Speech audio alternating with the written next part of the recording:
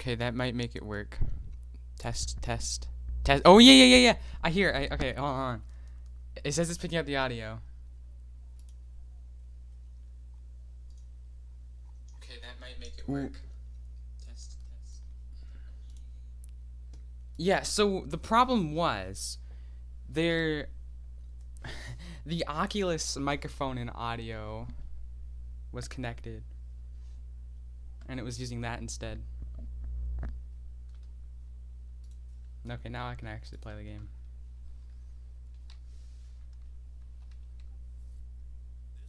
I just heard a Discord notification again. I'm not gonna check.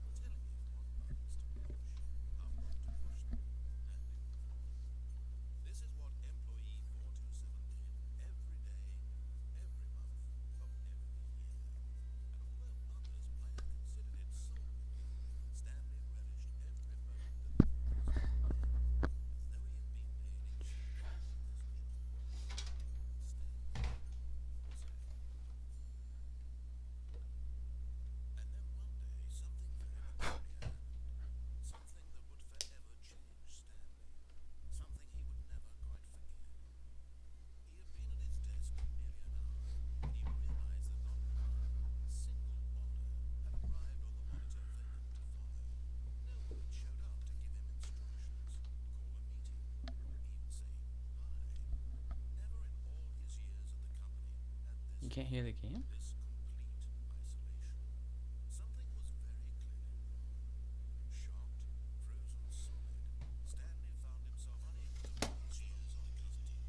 You can't hear the game? Okay, it's just really quiet. I'll have to fix that.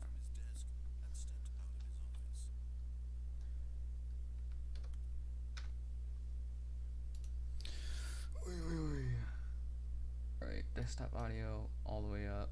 Microphone down.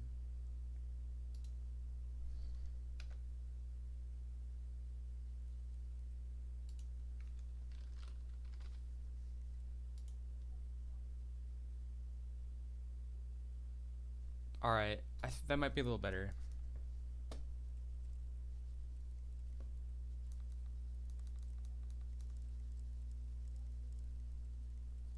Does that sound better? Alright, that might be a little better. Nope, it is not better.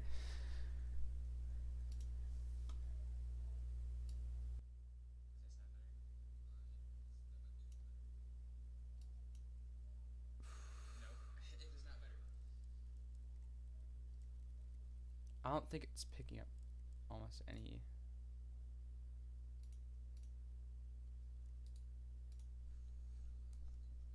Oi, oi, oi. It worked last time.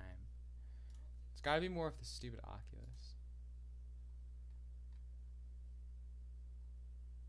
Maybe go to my audio settings.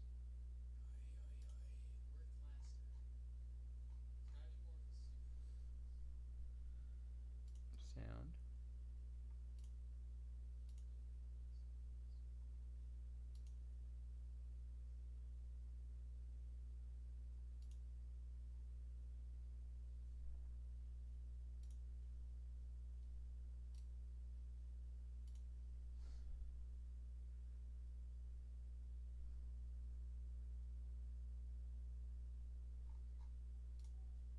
Probably.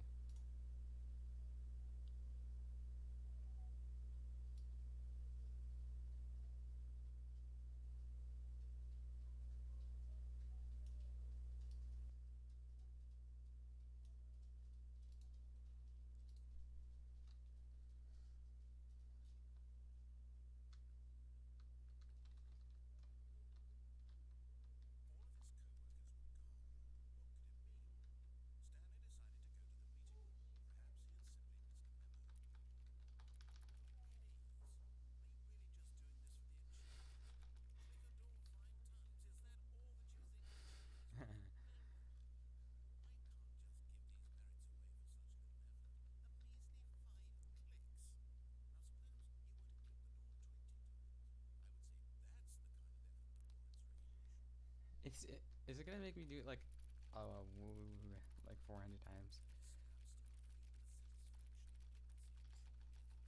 I need those achievements, I think.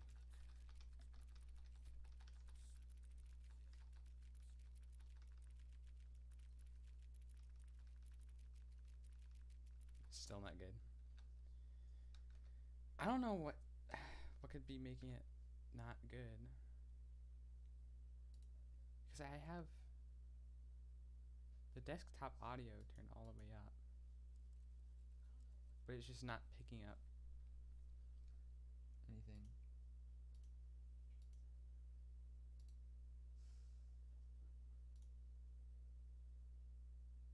It worked last time. I don't know what could be making it so bad.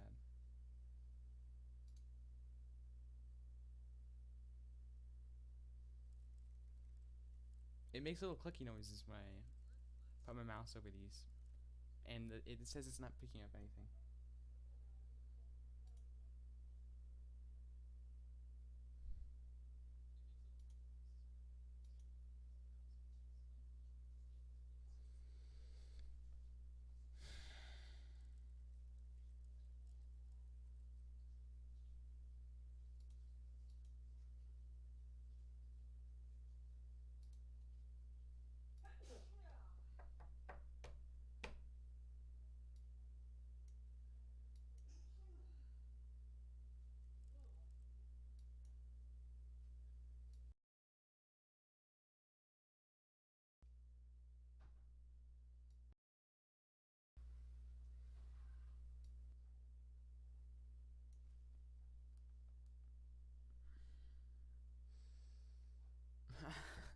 What could be making it do that?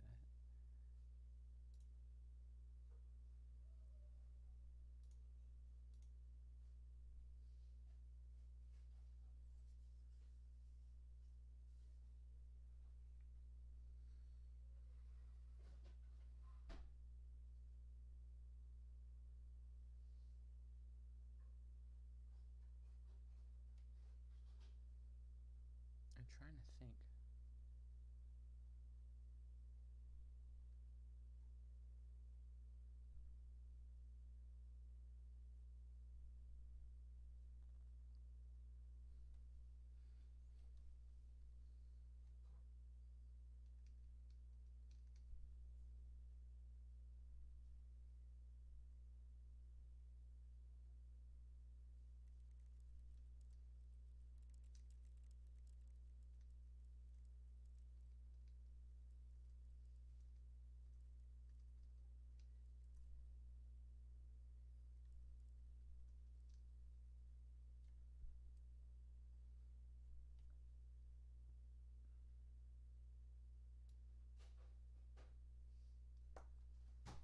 This is only my second time streaming normally,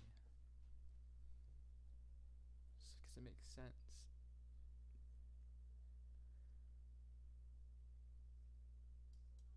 I have the desktop audio input set at the most sensitive possible, and it's not picking up the sound from these.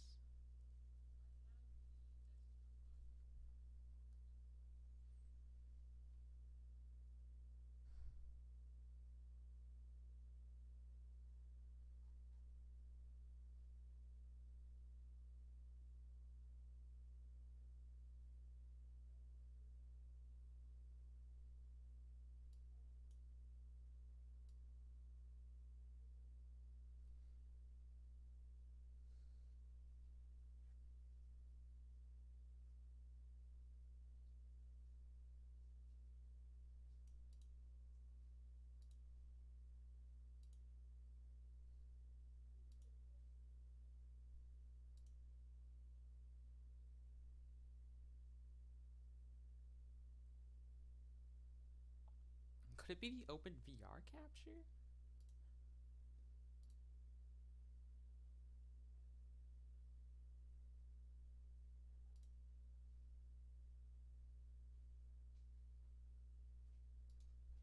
Does that capture audio?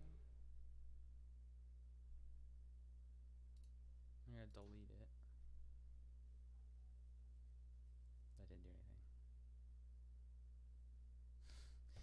Why does it have to be like this? I just want to play this game.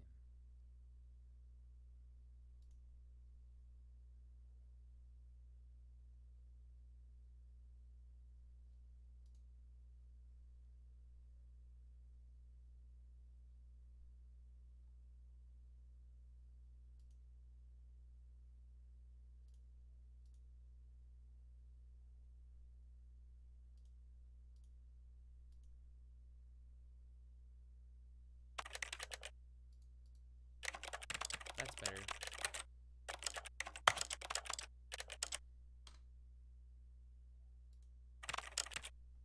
Hold on. Yeah. Something weird happened in Streamlabs.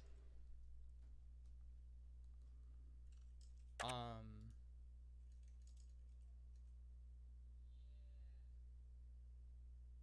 turn the microphone back up. So Streamlabs was picking up desktop audio from a weird source, which made it quiet. So I switched it to my headphones.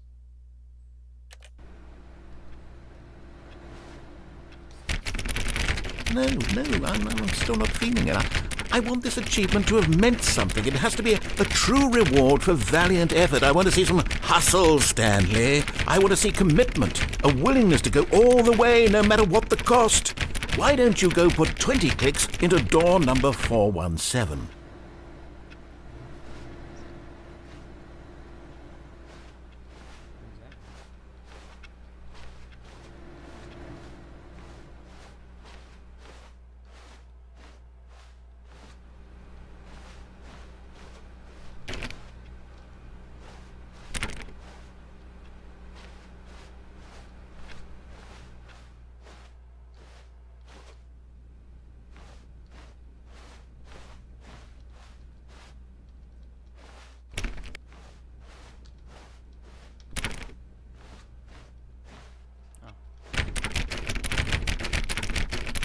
Oh, great. Now, go click a few times on door 437.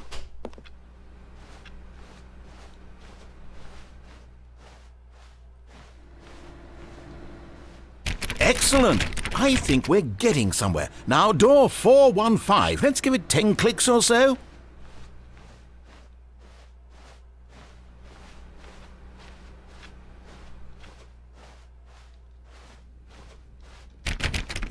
Now, back to door number 437. Why am I doing this?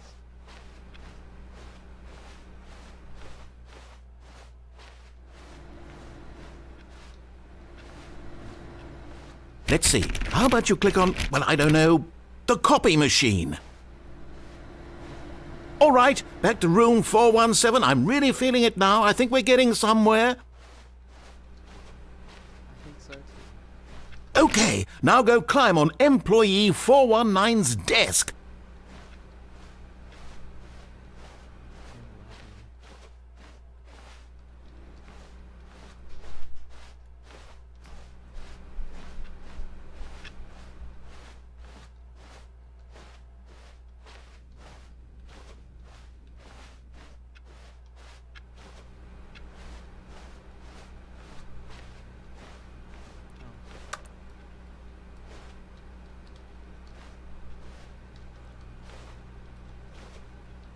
There's no jump. Yes! This is great! You're putting it all on the line, Stanley. I like that. All right, let's keep it up. Go give me a few clicks on door 416.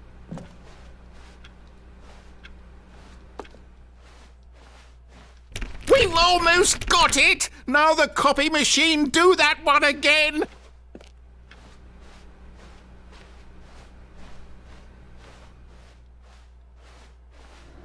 Finish it off, Stanley! 5 clicks on door 430! Yes! We did it! Oh, wow. That felt amazing. Oh, you really earned it, Stanley. Nothing could hold you back. Yes, I'm very proud of how far we've come today. Just think, only a few minutes ago you believed an achievement was worth 5 little clicks. Really now, what were you thinking?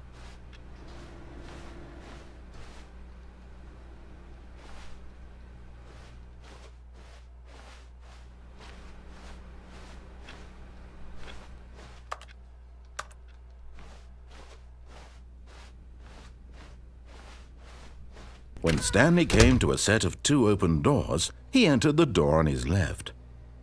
You know, I'm gonna say this guy does. I like him.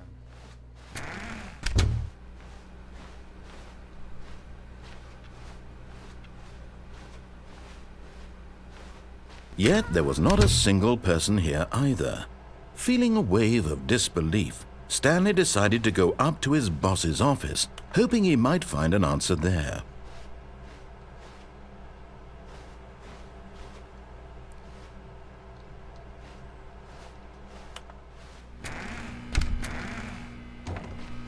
Stanley stepped into the broom closet, but there was nothing here, so he turned around and got back on track.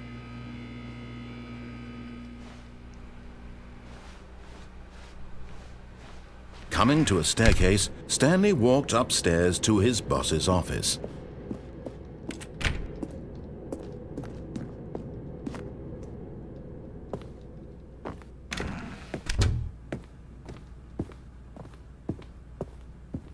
Stepping into his manager's office, Stanley was once again stunned to discover not an indication of any human life.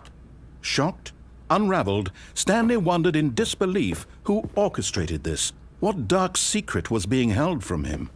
What he could not have known was that the keypad behind the boss's desk guarded the terrible truth that his boss had been keeping from him, and so the boss had assigned it an extra secret PIN number, 2845. But of course, Stanley couldn't possibly have known this.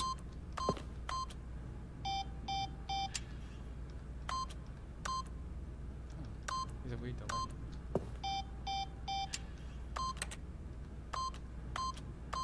Stanley just sat around twiddling his thumbs. Trying to input anything on the device was useless, since he could never possibly know that the combination was 2845. Yet incredibly, by simply pushing random buttons on the keypad, Stanley happened to input the correct code by sheer luck. Amazing! He stepped into the newly opened passageway.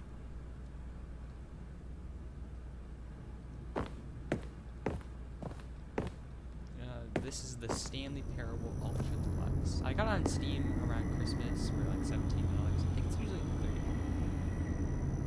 It's pretty good so far.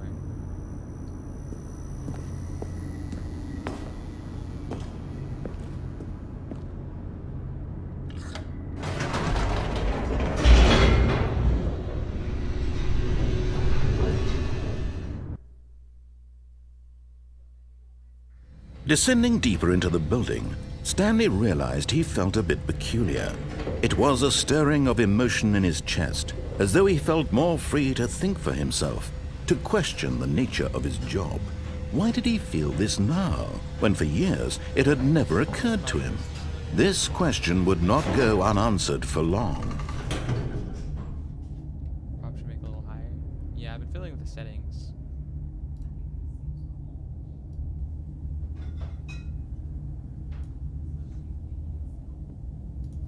That should be good. Yeah. Test.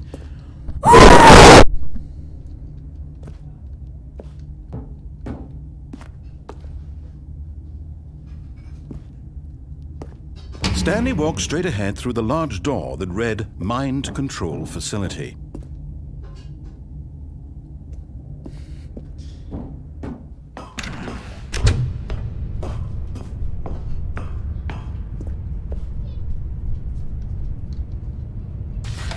The lights rose on an enormous room packed with television screens.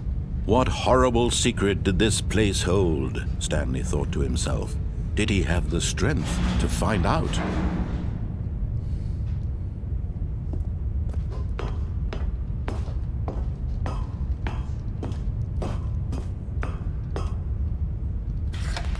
Now the monitors jumped to life, their true nature revealed. Each bore the number of an employee in the building, Stanley's co-workers. The lives of so many individuals reduced to images on a screen, and Stanley, one of them, eternally monitored in this place where freedom meant nothing.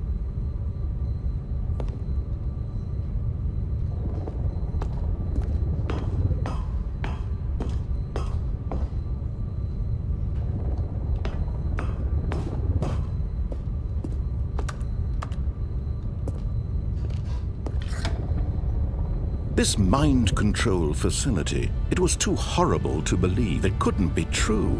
Had Stanley really been under someone's control all this time? Was this the only reason he was happy with his boring job? That his emotions had been manipulated to accept it blindly?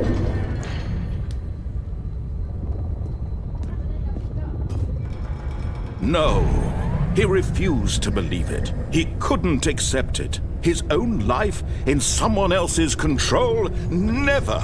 It was unthinkable, wasn't it? Was it even possible? Had he truly spent his entire life utterly blind to the world? But here was the proof, the heart of the operation. Controls labeled with emotions, happy or sad or content, walking, eating, working, all of it monitored and commanded from this very place. And as the cold reality of his past began to sink in, Stanley decided that this machinery would never again exert its terrible power over another human life. For he would dismantle the controls once and for all.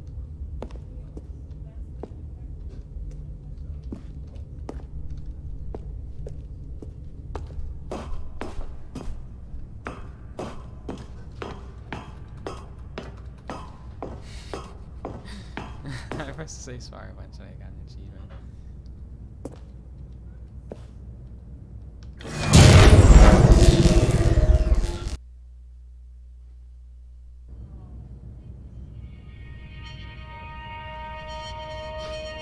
Do I win? Blackness and a rising chill of uncertainty. Was it over? Do I wake up in like a... Yes! He had won! He had defeated the machine, unshackled himself from someone else's command. Freedom was mere moments away. And yet, even as the immense door slowly opened, Stanley reflected on how many puzzles still lay unsolved. Where had his co-workers gone? How had he been freed from the machine's grasp? What other mysteries did this strange building hold? But as sunlight streamed into the chamber, he realized none of this mattered to him, for it was not knowledge or even power that he had been seeking, but happiness. Perhaps his goal had not been to understand, but to let go. No longer would anyone tell him where to go, what to do, or how to feel. Whatever life he lives, it will be his. And that was all he needed to know. It was perhaps the only thing worth knowing. Stanley stepped through the open door.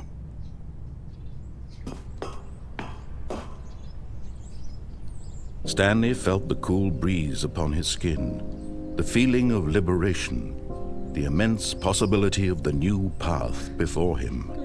This was exactly the way, right now, that things were meant to happen. And Stanley was happy.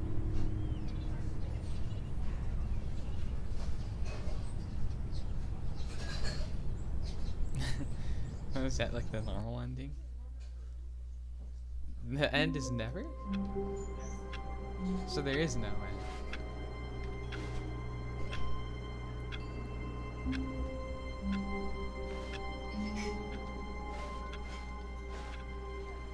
All of his co-workers were gone. What could it mean? Stanley decided to go to the meeting room. Perhaps he had simply missed a memo.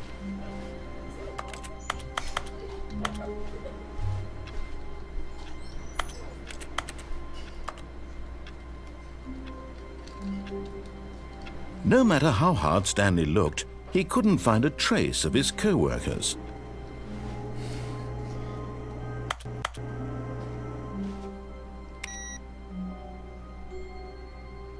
Wait, that was on?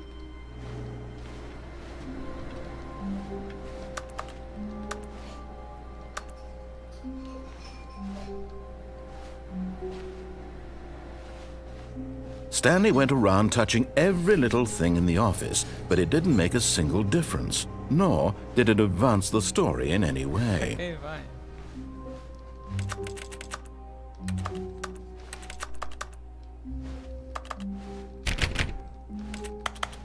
Something's gotta be something.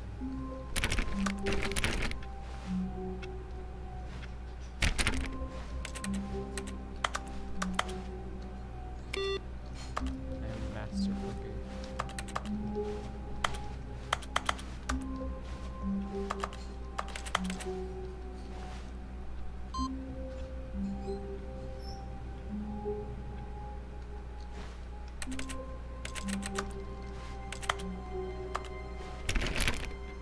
Strange. There's gotta be more computers.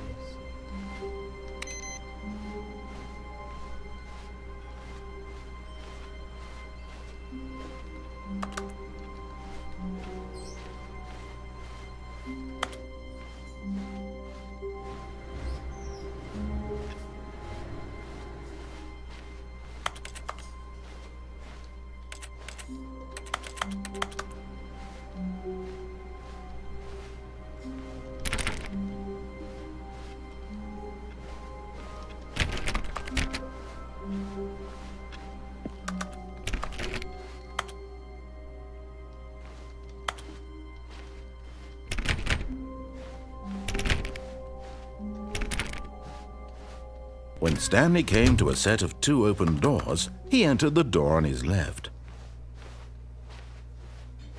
This was not the correct way to the meeting room, and Stanley knew it perfectly well. Perhaps he wanted to stop by the employee lounge first, just to admire it.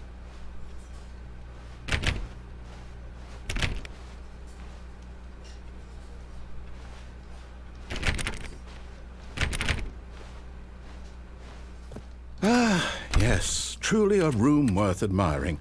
It had really been worth the detour after all, just to spend a few moments here in this immaculate, beautifully constructed room. Stanley simply stood here, drinking it all in.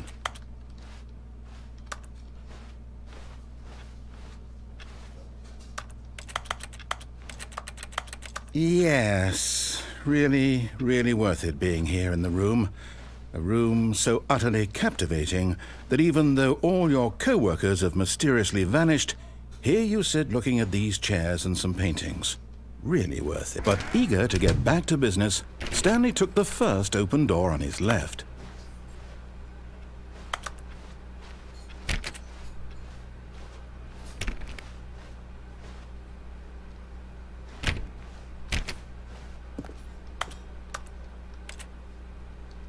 Stanley was so bad at following directions, it's incredible he wasn't fired years ago.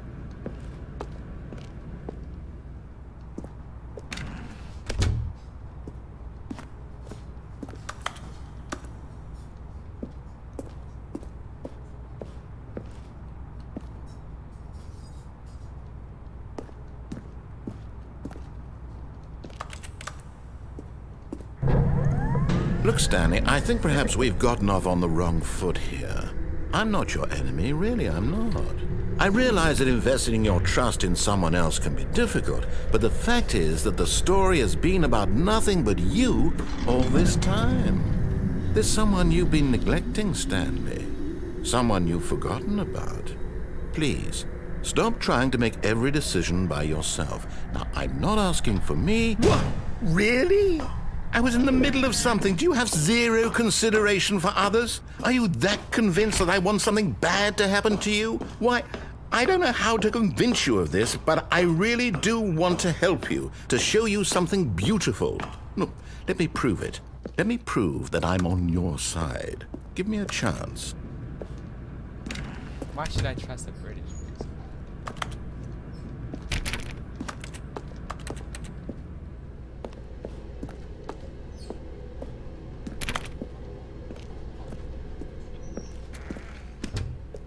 Now listen carefully, this is important. Stanley walked through the red door.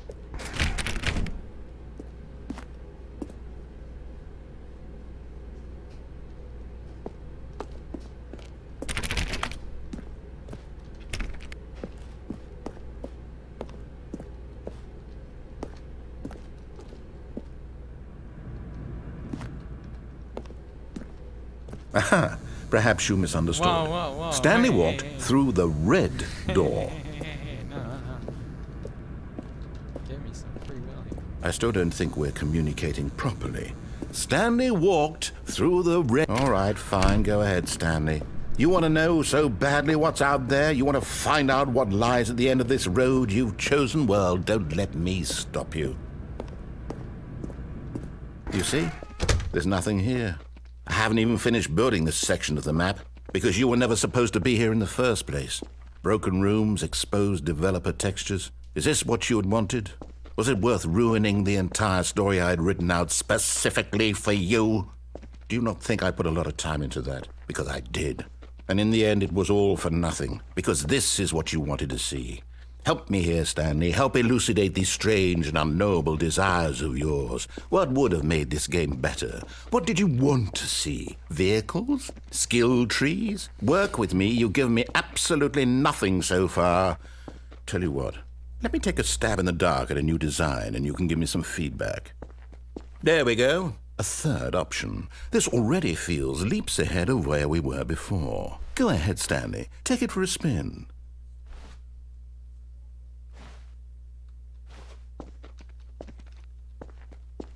Okay, I'm going to stop you there. Now, tell me about your experience with this new version. Would you say that the game benefited from allowing you more choices? Feel free to be honest. I'm looking for some real critical feedback here. Okay, so we're getting somewhere. Clearly there's something here that speaks to you. If I can be honest here, I really don't have any idea where I'm going with this. This whole third door thing was just a stab in the dark.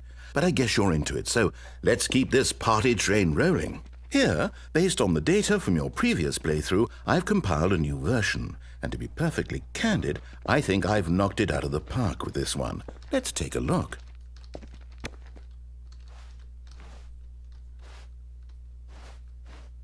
Well, I am here.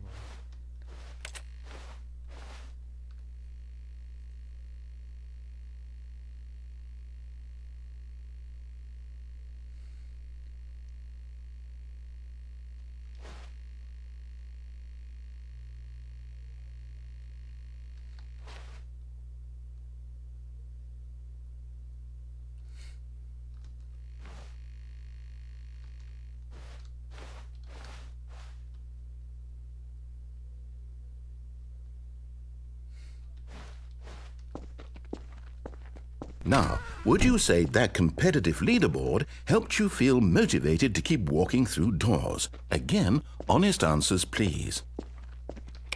Hey, I nearly forgot. I've got a prototype of a new game I've been working on, and now would be a lovely opportunity to give it some playtesting. You wouldn't mind taking a look at it, would you? Perfect. Let me boot it up. I feel like I should be like... In this game, the baby crawls left towards danger. You click the button to move him back to the right.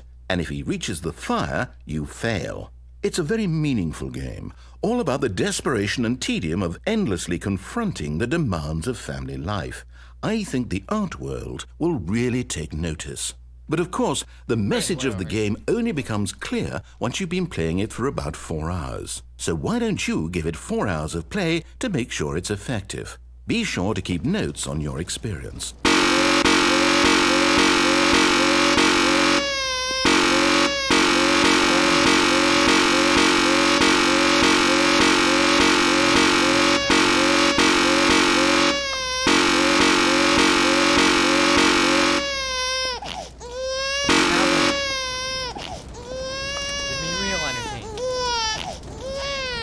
You heartless bastard.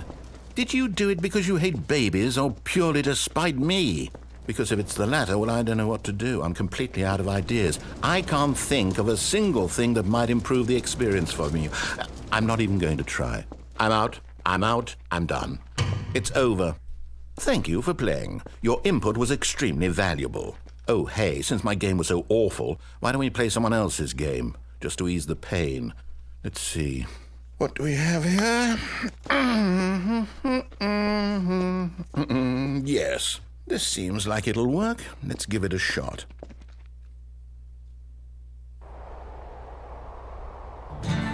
Aha! Fascinating.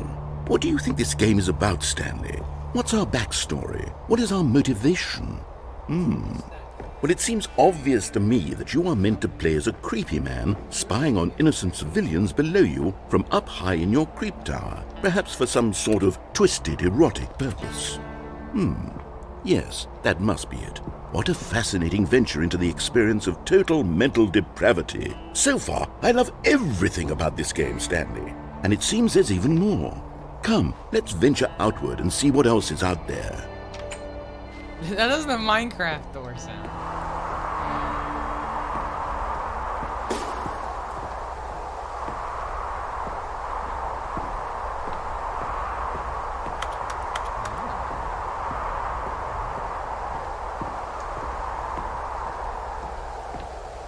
There's so much to explore.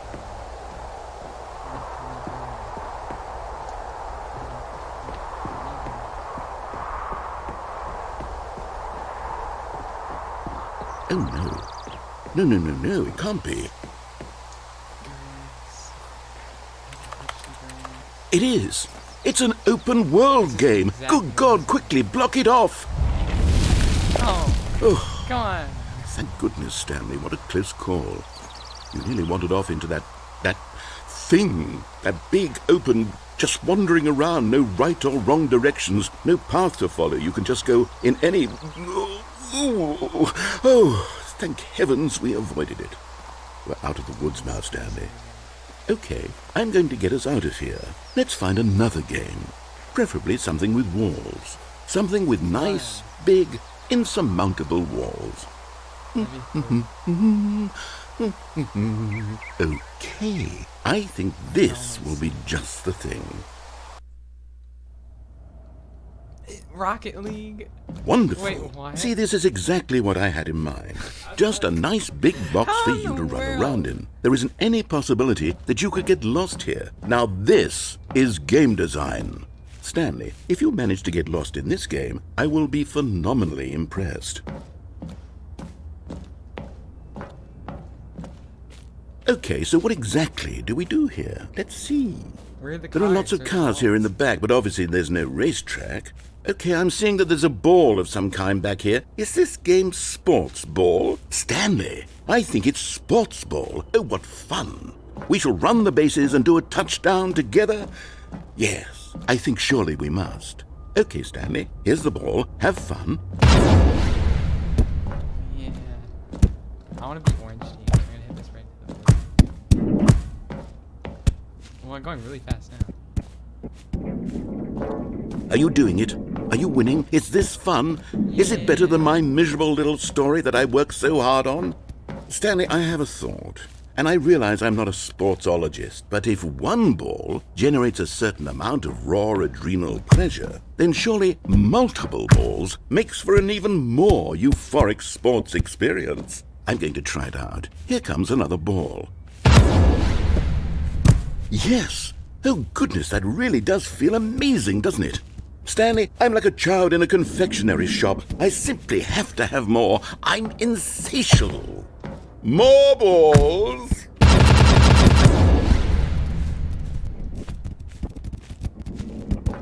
Yeah. I'll push ball to the corner. Ooh, I can do it. Are you enjoying this, Stanley? Are you having fun?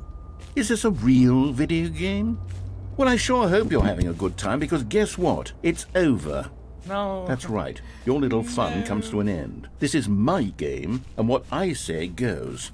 You get to have fun when I let you, Stanley. Besides, you need someone like me to set boundaries for you. Without rules or boundaries, video games are nothing. Yes, Oh, that's jeez. what I am.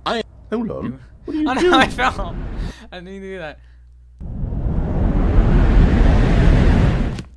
Stanley, don't do that. I can't follow you there. I can't help you.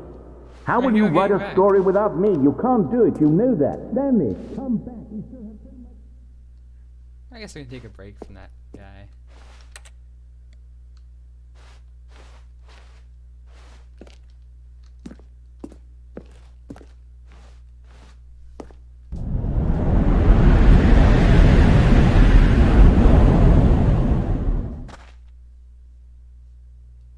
Let's get the back rooms now.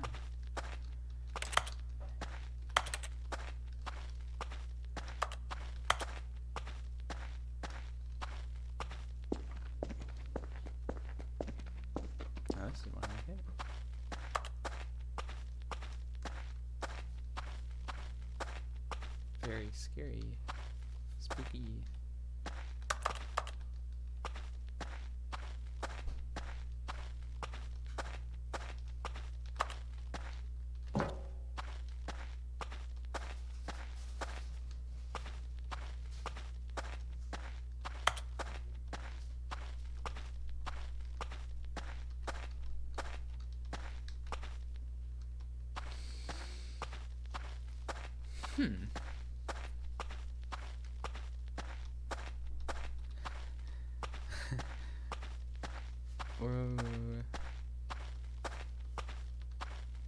There's some light.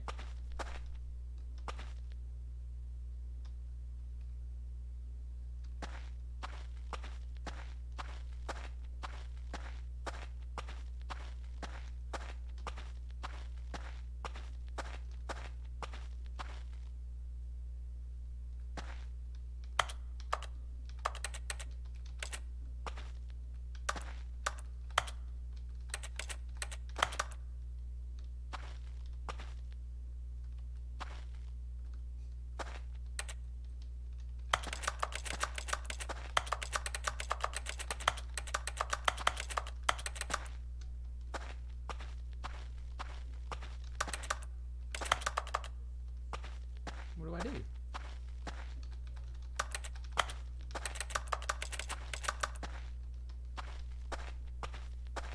This game's like $30. What happened? I wonder what he found. If what he wanted was to be the leading man in his own story, well, perhaps he's gotten it. Down in wherever he is right now. I wonder if he's happy with his choice, and if he's learned the heavy cost that comes with it. He'll understand soon what I was trying to tell him. He needs me. Someone who will wrap everything up at the end, to make sense out of the chaos and the fear and the confusion. That's who I am. That is what I mean to this world. Oh, yes. Yes, I'll be back. There's no other way. Once this ends, after it all comes to a close, then I'll be back. What? The end will be here soon. Very soon. I can wait.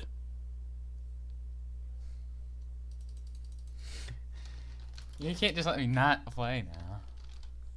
It's supposed to be a game. Oh, I guess that was another ending.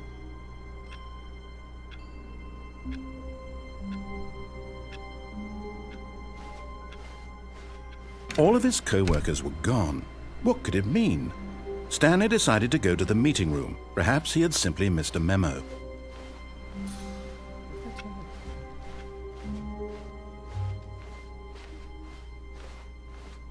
When Stanley came to a set of 2 open doors, he entered the door on his left.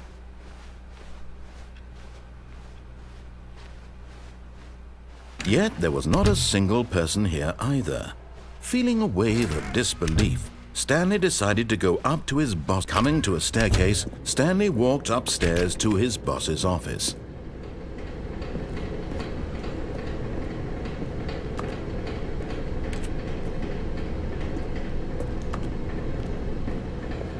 But Stanley just couldn't do it. He considered the possibility of facing his boss, admitting he had left his post during work hours. He might be fired for that. And in such a competitive economy, why had he taken that risk? All because he believed everyone had vanished? His boss would think he was crazy. And then something occurred to Stanley. Maybe, he thought to himself, maybe I am crazy. All of my co-workers blinking mysteriously out of existence in a single moment for no reason at all? None of it made any logical sense. And as Stanley pondered this, he began to make other strange observations. For example, why couldn't he see his feet when he looked down? Why did doors close automatically behind him wherever he went? And for that matter, these rooms were starting to look pretty familiar. Were they simply repeating? No, Stanley said to himself, this is all too strange. This can't be real. And at last, he came to the conclusion that had been on the tip of his tongue. He just hadn't found the words for it. I'm dreaming, he yelled. This is all a dream. Oh, what a relief Stanley felt to have finally found an answer, an explanation. His co-workers weren't actually gone. He wasn't going to lose his job. He wasn't crazy after all. And he thought to himself, I suppose I'll wake up soon. I'll have to go back to my boring real-life job pushing buttons. I may as well enjoy this while I'm still lucid. So he imagined himself flying and began to gently float above the ground. Then he imagined himself soaring through space on a magical starfield, and it too appeared. It was so much fun, and Stanley marveled that he had still not woken up. How was he remaining so lucid? And then perhaps the strangest question of them all entered Stanley's head. One he was amazed he hadn't asked himself sooner. It kind of looks like Why is there a voice in my head dictating everything that I'm doing and thinking? Now the voice was describing itself being considered by Stanley, who found it particularly strange. I'm dreaming about a voice describing me, thinking about how it's describing my thoughts, he thought. And while he thought it all very odd and wondered if this voice spoke to all people in their dreams, the truth was that, of course, this was not a dream. How could it be? Was Stanley simply deceiving himself, believing that if he's asleep he doesn't have to take responsibility for himself? Stanley is as awake right now as he's ever been in his life. Now, hearing the voice speak these words was quite a shock to Stanley. After all, he knew for certain, beyond a doubt, that this was in fact a dream. Did the voice not see him float and make the magical stars just a moment ago? How else would the voice explain all that? This voice was a part of himself too. Surely, if he could just... He would prove it. He would prove that he was in control, that this was a dream.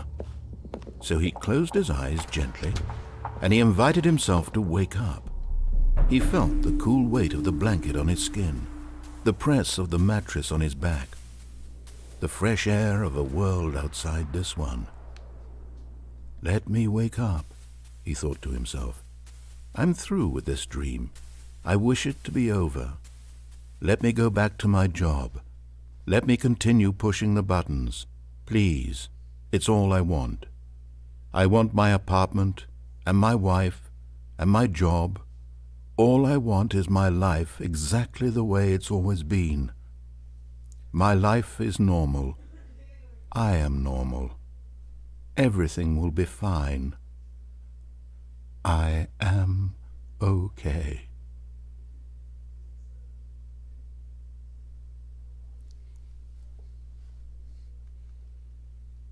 Stanley began screaming.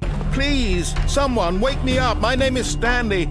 I have a boss. I have an office. I am real. Please, just someone tell me I am real. I must be real. I must be. Can anyone hear my voice? Who am I? Who am I? And everything went black.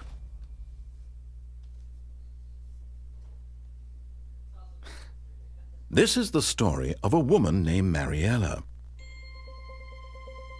Mariella woke up on a day like any other. She arose, got dressed, gathered her belongings, and walked to her place of work. But on this particular day, her walk was interrupted by the body of a man who had stumbled through town talking and screaming to himself, and then collapsed dead on the sidewalk.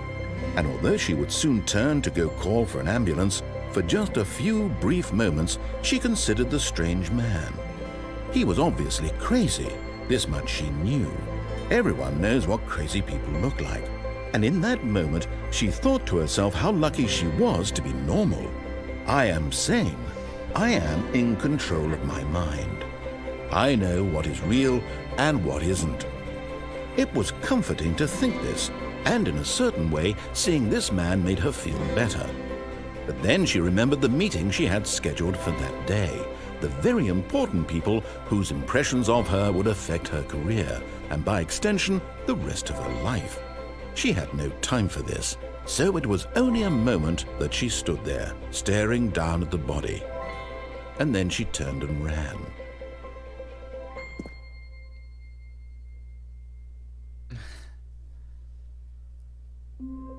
that was a weird ending. There's so many endings. All of his co-workers were gone. What could it mean? Stanley decided to go to the meeting room. Perhaps he had simply missed a memo. Stanley went around touching every little thing in the office, but it didn't make a single difference, nor did it advance the story in any way.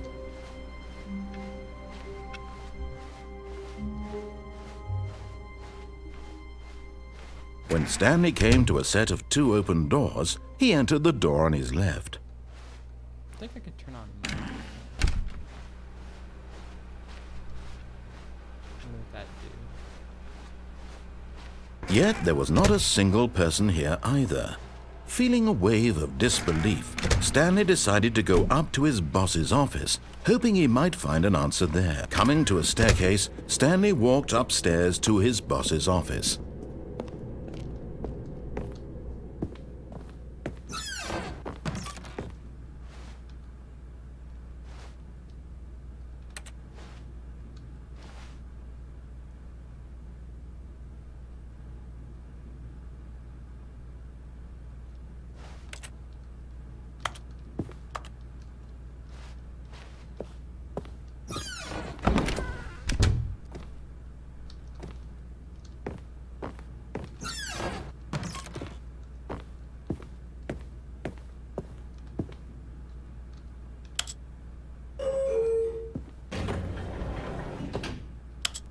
Just go up or down.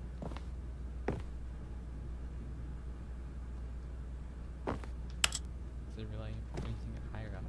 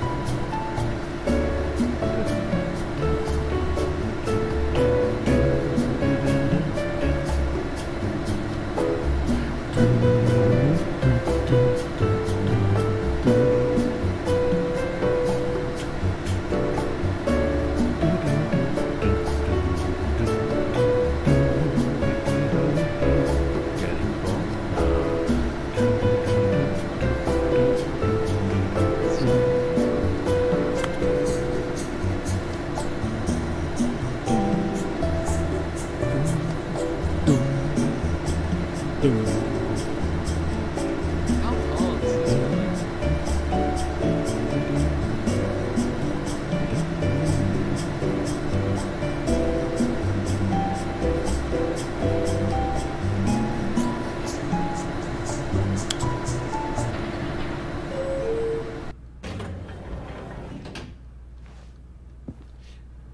Was it not even moving the whole time? Hey. You can't do that.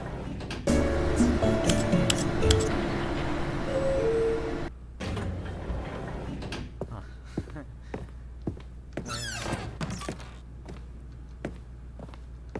Stepping into his manager's office, Stanley was once again stunned to discover not an indication of any human life.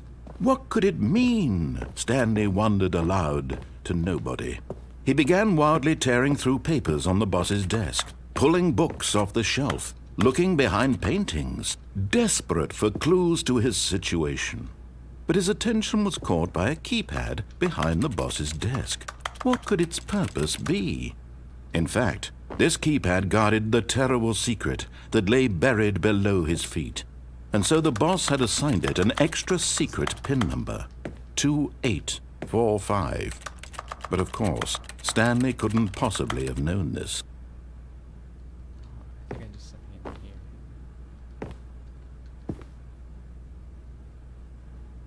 Stanley just sat around twiddling his thumbs. Trying to input anything on the device was useless, since he could never possibly know that the combination was 2845.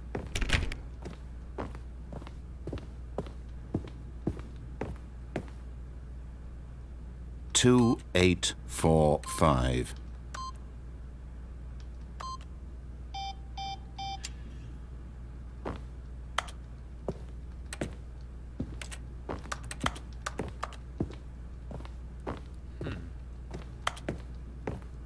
Forgot, but it turns out that the panel's emergency override kicked in, and the door just opened all by itself, and Stanley got the hell along with the story. Well, whoop-de-doo. It's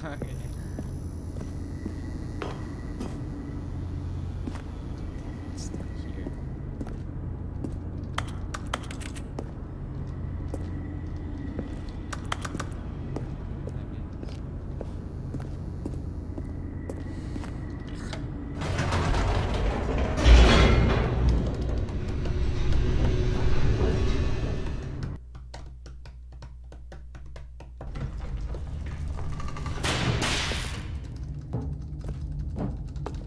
Stanley walked straight ahead through the large door that read Mind Control Facility. I could turn on the mind control. I could escape.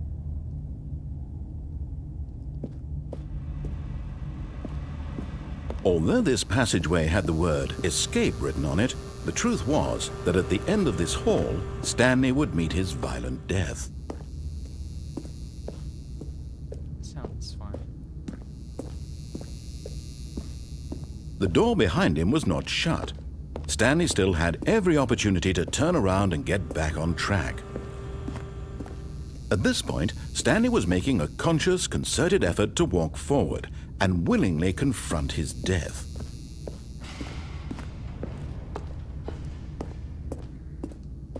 Bippity-doo-dah. Dee-da-da-da-dee.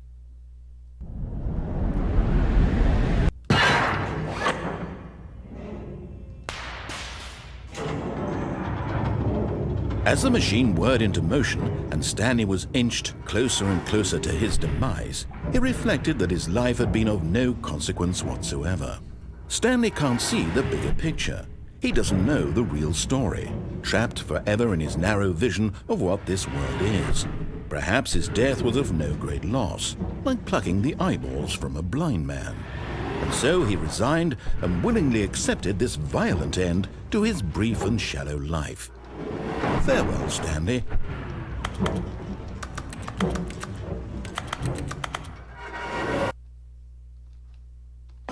"Farewell, Stanley," cried the narrator, as Stanley was led helplessly into the enormous metal jaws. In a single visceral instant, Stanley was obliterated as the machine crushed every bone in his body, killing him instantly.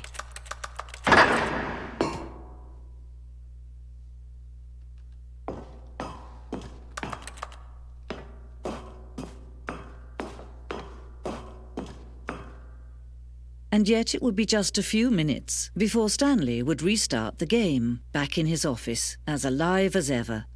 What exactly did the narrator think he was going to accomplish? How far can I go in this direction? Okay, not that far.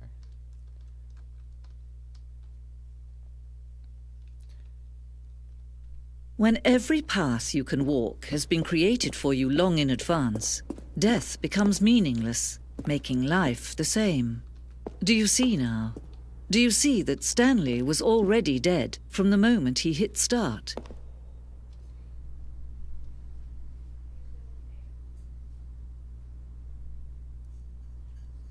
Huh.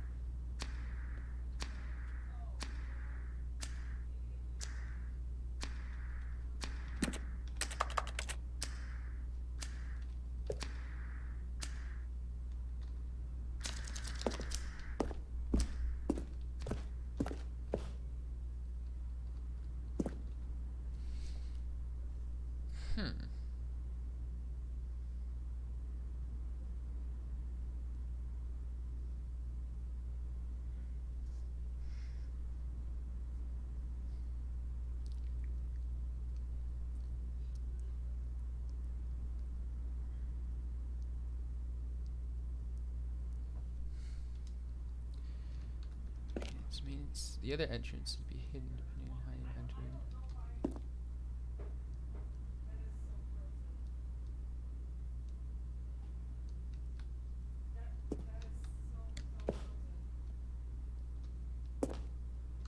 Vent.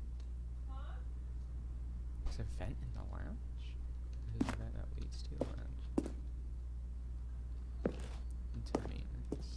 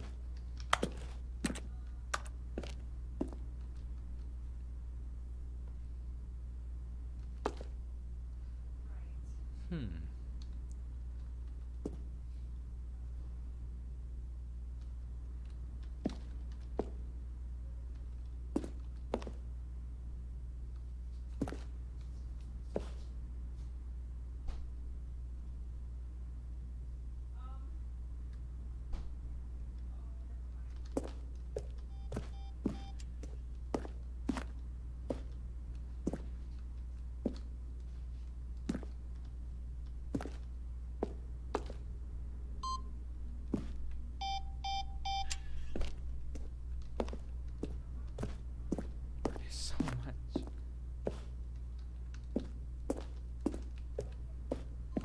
I do. I read chat. I forget the look a lot of the time. I get too focused on the game.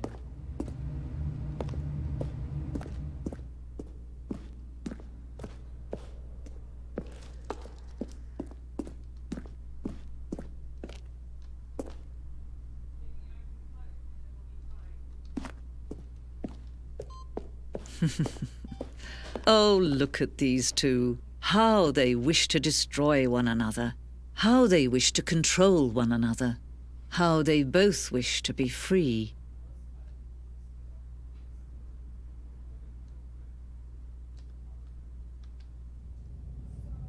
Can you see? Can you see how much they need one another? No, perhaps not. Sometimes these things cannot be seen. But listen to me. You can still save those two. You can stop the program before they both fail. Push escape and press quit. There's no other way to beat this game. As long as you move forward, you'll be walking someone else's path. Stop now and it'll be your only true choice. Whatever you do, choose it. Don't let time choose for you. Don't let...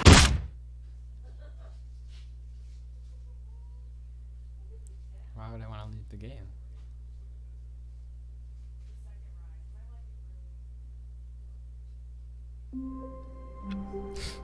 Why is this game so weird? Even now, Stanley's office was a distant memory. What did it look like? There was a computer, perhaps, and a painting. Was it a painting or a photo? He could no longer recall.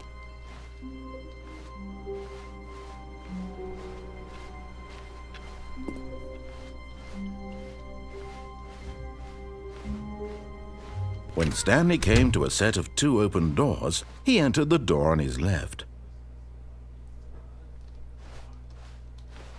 This was not the correct way to the meeting room, and Stanley knew it perfectly well. Perhaps he wanted to stop by the employee lounge first, just to admire it.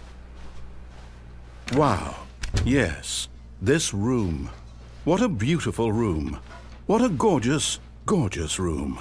Thank goodness Stanley had taken this detour on his way to the meeting room. Life without... But eager to get back to business, Stanley took the first open door on his left.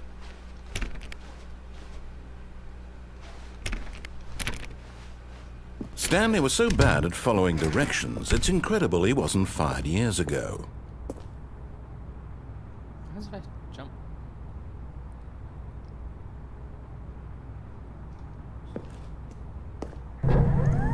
Look, Stanley, I think perhaps we've gotten off on the wrong foot here. I'm not your enemy, really, I'm not. I realize that investing your trust in someone else can be difficult, but the fact is that the story has been about nothing but you all this time. There's someone you've been neglecting, Stanley. Someone you've forgotten about. Please, stop trying to make every decision by yourself. Oh, my Now, God. I'm not asking for me, I'm asking for her. Oh gosh, I don't. This really is have it, my own Stanley. account exactly. Your chance to redeem yourself, Or anything. to put your work aside, to let her back into your life. She's been waiting.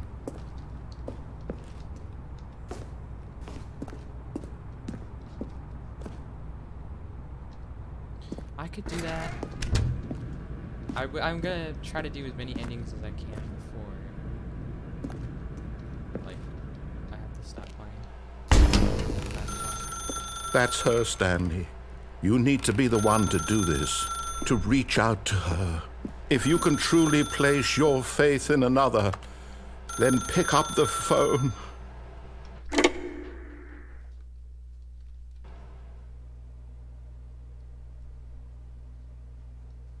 Oh, Stanley, is that you? Hold on, sweetie. Sorry to keep you waiting. I'm just pulling the bread out of the oven. All right. Okay, there we go. All right, now, I want you to come in and tell me all about your day. Gotcha! Oh, come on. Did you actually think you had a loving wife who'd want to commit their life to you? I'm trying to make a point here, Stanley. I'm trying to get you to see something. Come inside. Let me show you what's really going on here.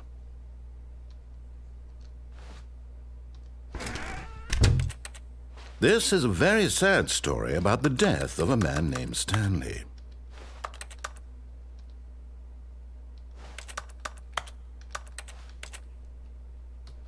Stanley is quite a boring fellow.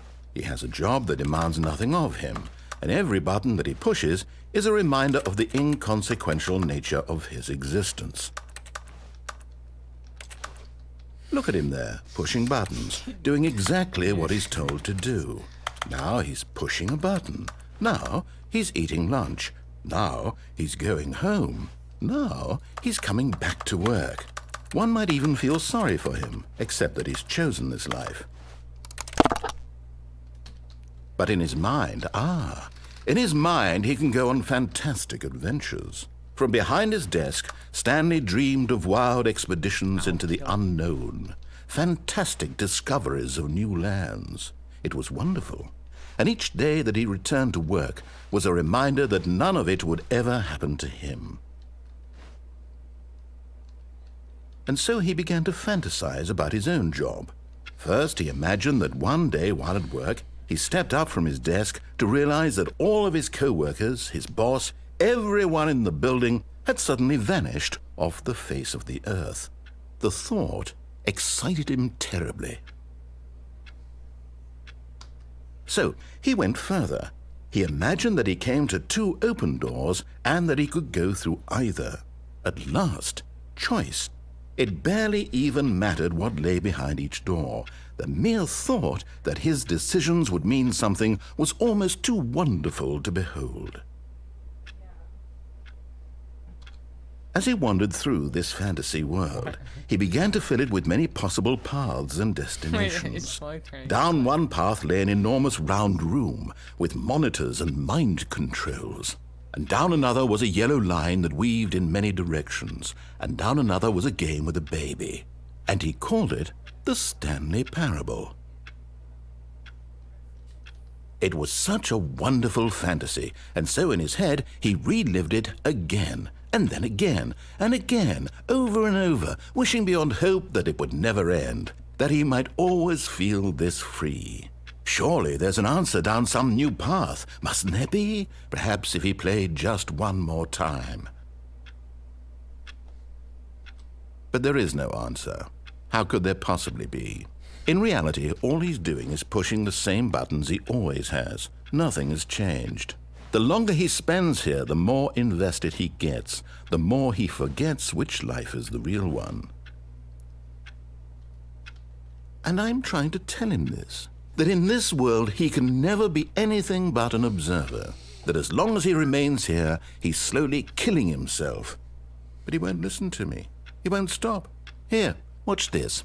Stanley, the next time the screen asks you to push a button, do not do it.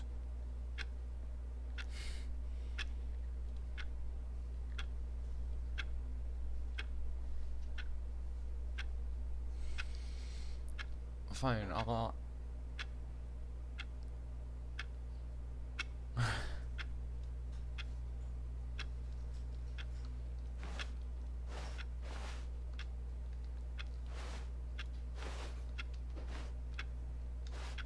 Let me out of this place.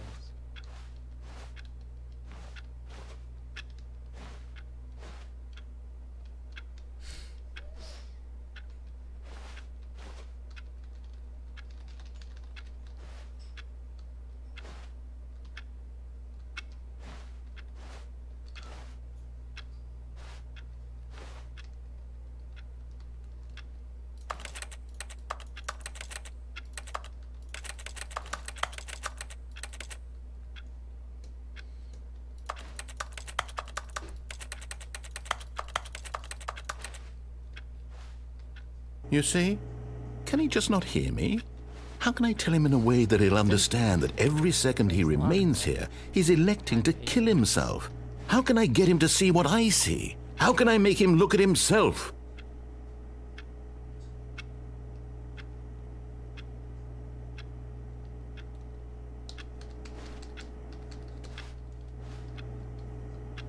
I suppose I can't, not in the way I want him to. But I don't make the rules. I simply play to my intended purpose, the same as Stanley. We're not so different, I suppose. I'll try once more to convey all this to him. I'm compelled to. I must. Perhaps, well, maybe this time he'll see. Maybe this time. And I tried again, and Stanley pushed a button. And I tried again, and Stanley pushed a button. And I tried.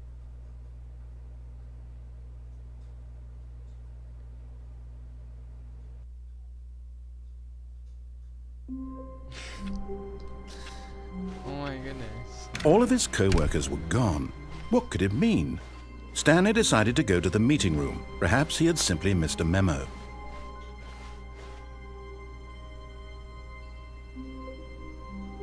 Huh? Oh, new content? What does that mean, new content? This is for the Ultra Deluxe?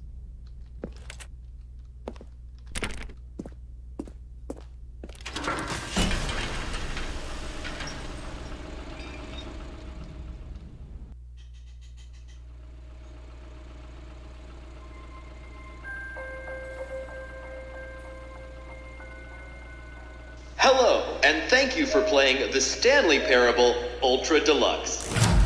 As you may know, the Stanley Parable was a video game released in 2013 on home computers. After receiving critical and commercial success, it was expanded upon in 2022 with the Stanley Parable Ultra Deluxe, a reimagining of the game for consoles and home computers. The Stanley Parable Ultra Deluxe features exciting new content that broadens and expands the world of the Stanley Parable, delighting audiences the world over. Please, step inside and see what thrilling new adventures await in the Stanley Parable Ultra Deluxe. Oh, well, this sounds delightful. I'm very excited to see the thrilling new Ultra Deluxe content. Okay, so far it's an elevator. Nothing special yet, but I'm sure it's just the beginning of a mesmerizing adventure.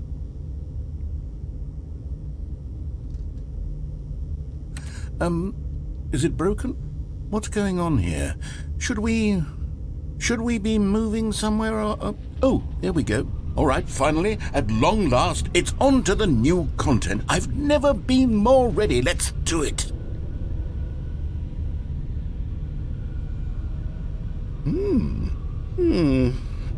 I have to say, initial impressions of Stanley Parable Ultra Deluxe, mostly tedious.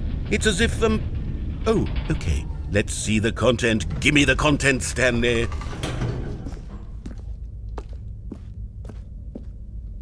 All right, let's see. It's the jump circle.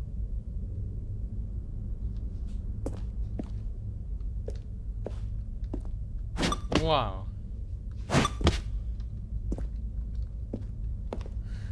It's the only spot in here where I have the jump. might need to save those. Is that it? Surely that's not all the new content. There has to be something else, right? Goodness, another elevator. Stanley, I have to say, initial impressions of this game are not positive. It's just elevators and jumping.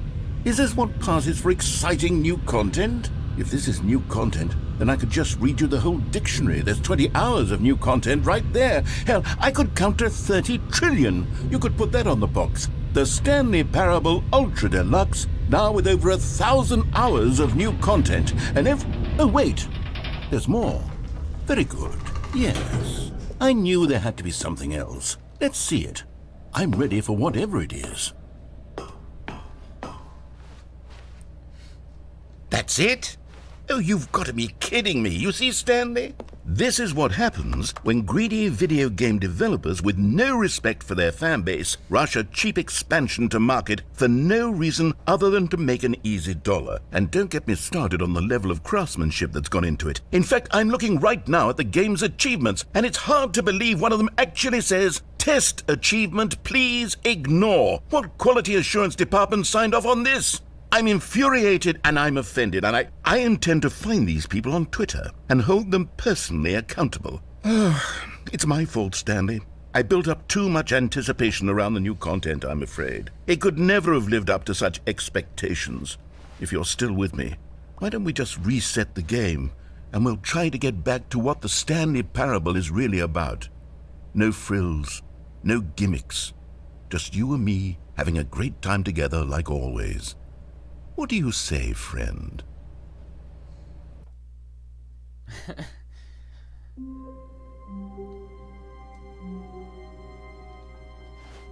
Wow. That's not...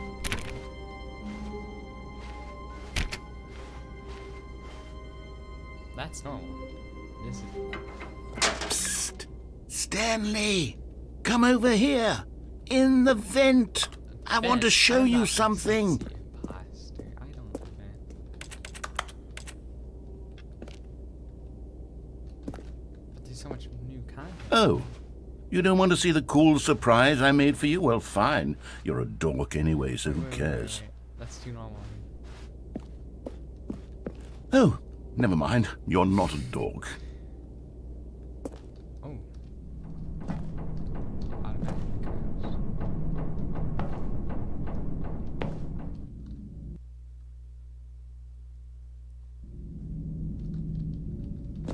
Okay, you remember how cheap and unsatisfying the new Ultra Deluxe content turned out to be? Well, it got me thinking about the past, and how much better the Stanley Parable used to be. So I made something special and tucked it away here where the game's developers won't find it. Just our little secret. Is this Take a look. I call it the Memory Zone. It's where I've been storing all my favorite memories so I can relive the peak experiences of my life whenever I want. Experiences like the launch of the Stanley Parable on PC.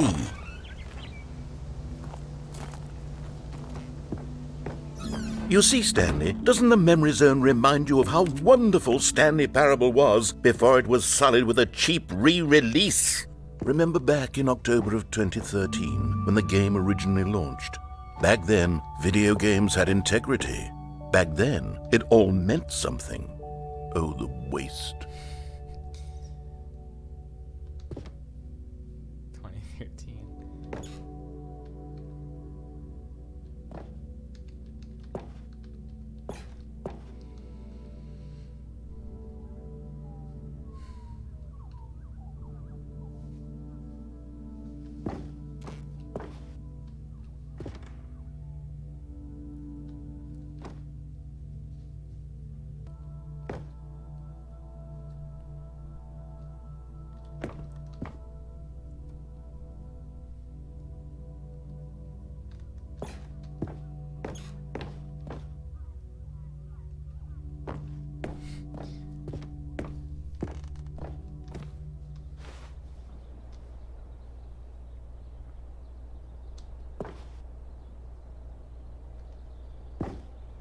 Me first dollar.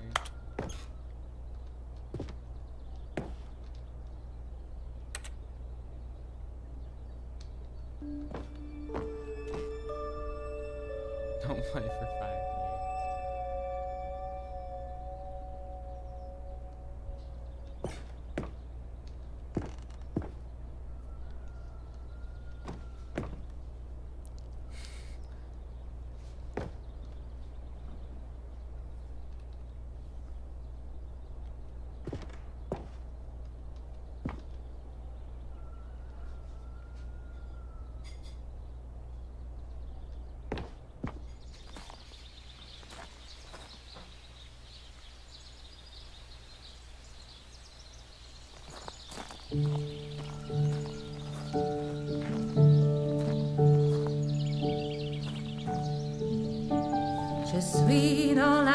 And over here is where I keep reviews of the Stanley Parable. Like this stunning triumph of games journalism, 10 out of 10 from Destructoid.com. James Stephanie Sterling writes, and I quote, "Where so many games that aspire to be more than games end up less than any form of art, Stanley Parable strives and then succeeds to be every game ever created."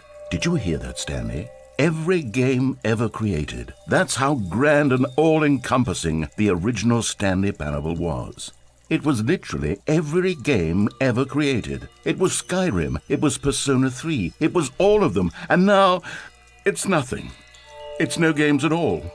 It isn't even the Stanley Parable anymore. It's just a husk now. A lifeless husk with an hour of new elevator content.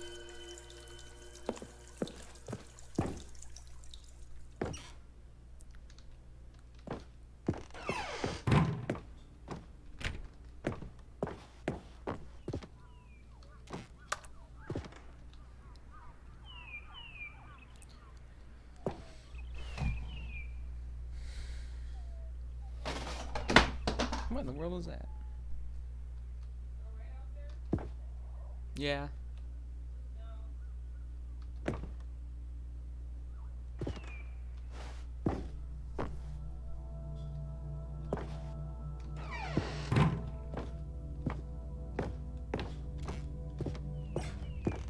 Here's another moving passage, this time from GameSpot.com. The Stanley Parable is both a richly stimulating commentary on the nature of choice in games and one that offers some of the most enjoyable, surprising, and rewarding choices I've ever been confronted with in a game. 9 out of 10. Don't you get it, Stanley? The game was perfect. It didn't need anything else. It didn't need new content. It just needed to be left alone, to spend the rest of time collecting dust in the hallowed hall of beloved video game memories.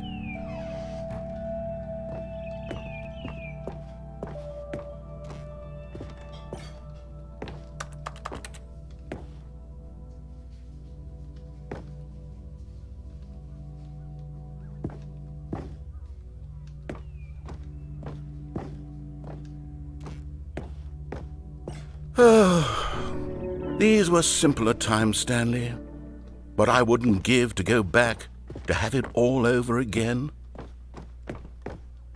Wait, hang on. I don't recall this part of the memory zone before. What's this? What's down here?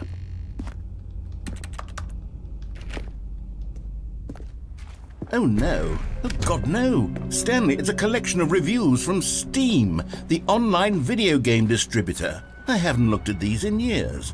I can't even imagine what's been collecting down here.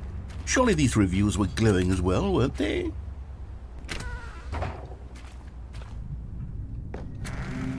Honestly, I could not be bothered to play this game to full completion. The narrator is obnoxious and unfunny, with his humor and dialogue proving to be more irritating than entertaining. Unfunny! I'm not trying to be funny. I'm trying to make a serious work of art. I suppose I could write up a handful of gags to insert into the Stanley Parable, but the game is already such a densely layered web of profound philosophical insights that I can't even imagine where I'd have the room to stick them.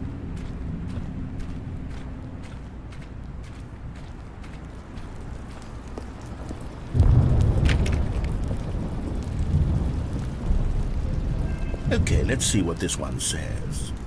While the idea for the game is good, for someone who prefers non-linear games, this preachiness gets annoying fast. Preachy? Stanley? I'm not preachy, am I? You can tell me if I'm preachy. Honestly, you can. Oh, goodness. This is actually quite shocking for me. To be honest, I had always thought of the game's dialogue as being rather terse to begin with. You can't know how much fluff I cut from the game to get it to feel as light and airy as it... Well, I always thought it did. But maybe it wasn't. Dear, what an awful memory to have to hold on to. These black marks on my otherwise unimpeachable track record. I feel like a failure. Like I let these people down. Perhaps the Stanley Parable isn't quite as sterling as I always remembered.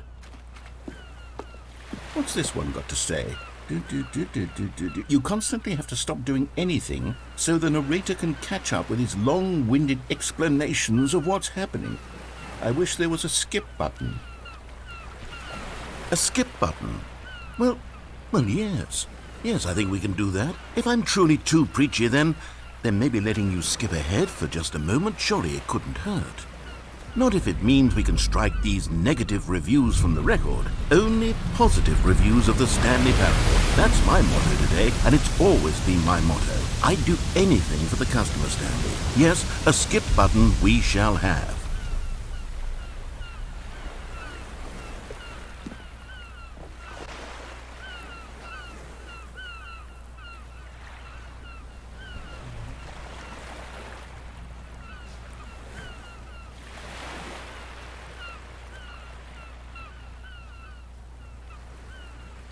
Says what's that? Hello?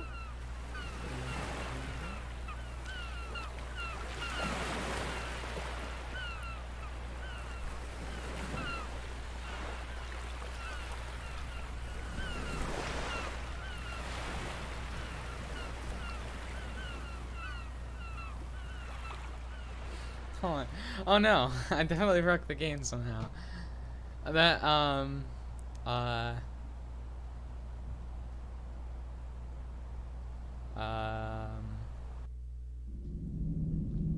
It should load. Okay, you remember how cheap and unsatisfying the new Ultra Deluxe content turned out to be? Well, it got me thinking about the past, and how much better the Stanley Parable used to completely be. broke the game. So I made something special and tucked it away here where the game's developers won't find it. Just our little secret. Take a look. I call it the Memory Zone. It's where I've been storing all my favorite memories so I can relive the peak experiences of my life whenever I want. Experiences like the launch of the Stanley Parable on PC. You see, Stanley, doesn't the Memory Zone remind you of how wonderful Stanley Parable was before it was... And over here is where I keep reviews of the Stanley Parable. Like this stunning triumph of games journalism, 10 out of 10 from Destructoid.com. James Stephanie Sterling writes, and I quote, "Where so many games that aspire to be more than games end up less than any form of art, Stanley Parable strives and then succeeds to be every game ever created." Did you hear that, Stanley? Every game ever created. That's how grand and all-encompassing the original Stanley Parable was. It was literally every game ever created. It was Skyrim, it was Persona 3, it was all of them, and now it's nothing. It's no games at all. It isn't even the Stanley Parable anymore. It's just a husk now, a lifeless husk with an hour of new elevator content.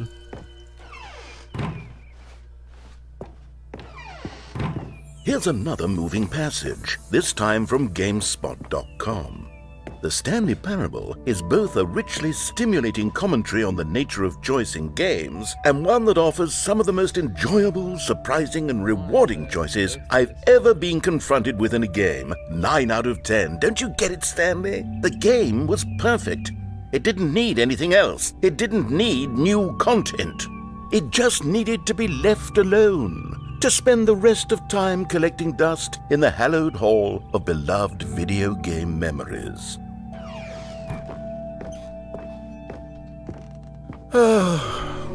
These were simpler times, Stanley, but I wouldn't give to go back to have it all over again? Wait, hang on. I don't recall this part of the memory zone before. What's this? What's down here? Oh no. Oh God, no. Stanley, it's a collection of reviews from Steam, the online video game distributor. I haven't looked at these in years. I can't even imagine what's been collecting down here. Surely these reviews were glowing as well, weren't they?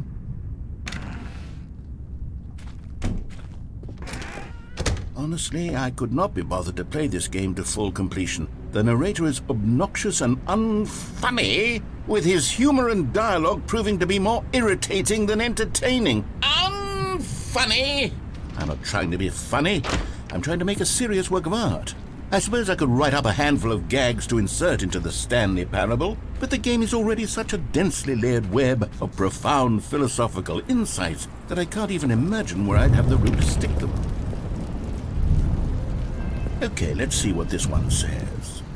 While the idea for the game is good, for someone who prefers non-linear games, this preachiness gets annoying fast. Preachy? Stanley, I'm not preachy, am I? You can tell me if I'm preachy. Honestly, you can. Oh, goodness. This is actually quite shocking for me. To be honest, I had always thought of the game's dialogue as being rather terse to begin with. You can't know how much fluff I cut from the game to get it to feel as light and airy as it... Well, I always thought it did. But maybe it wasn't. Oh dear. What an awful memory to have to hold on to.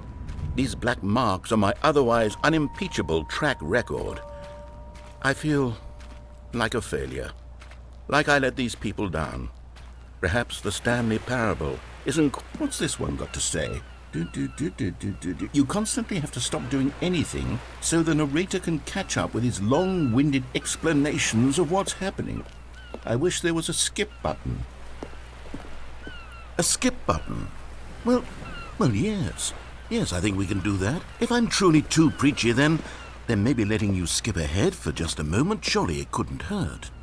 Not if it means we can strike these negative reviews from the record. Only positive reviews of the Stanley Parable. That's my motto today, and it's always been my motto. I'd do anything for the customer, Stanley. Yes, a skip button we shall have.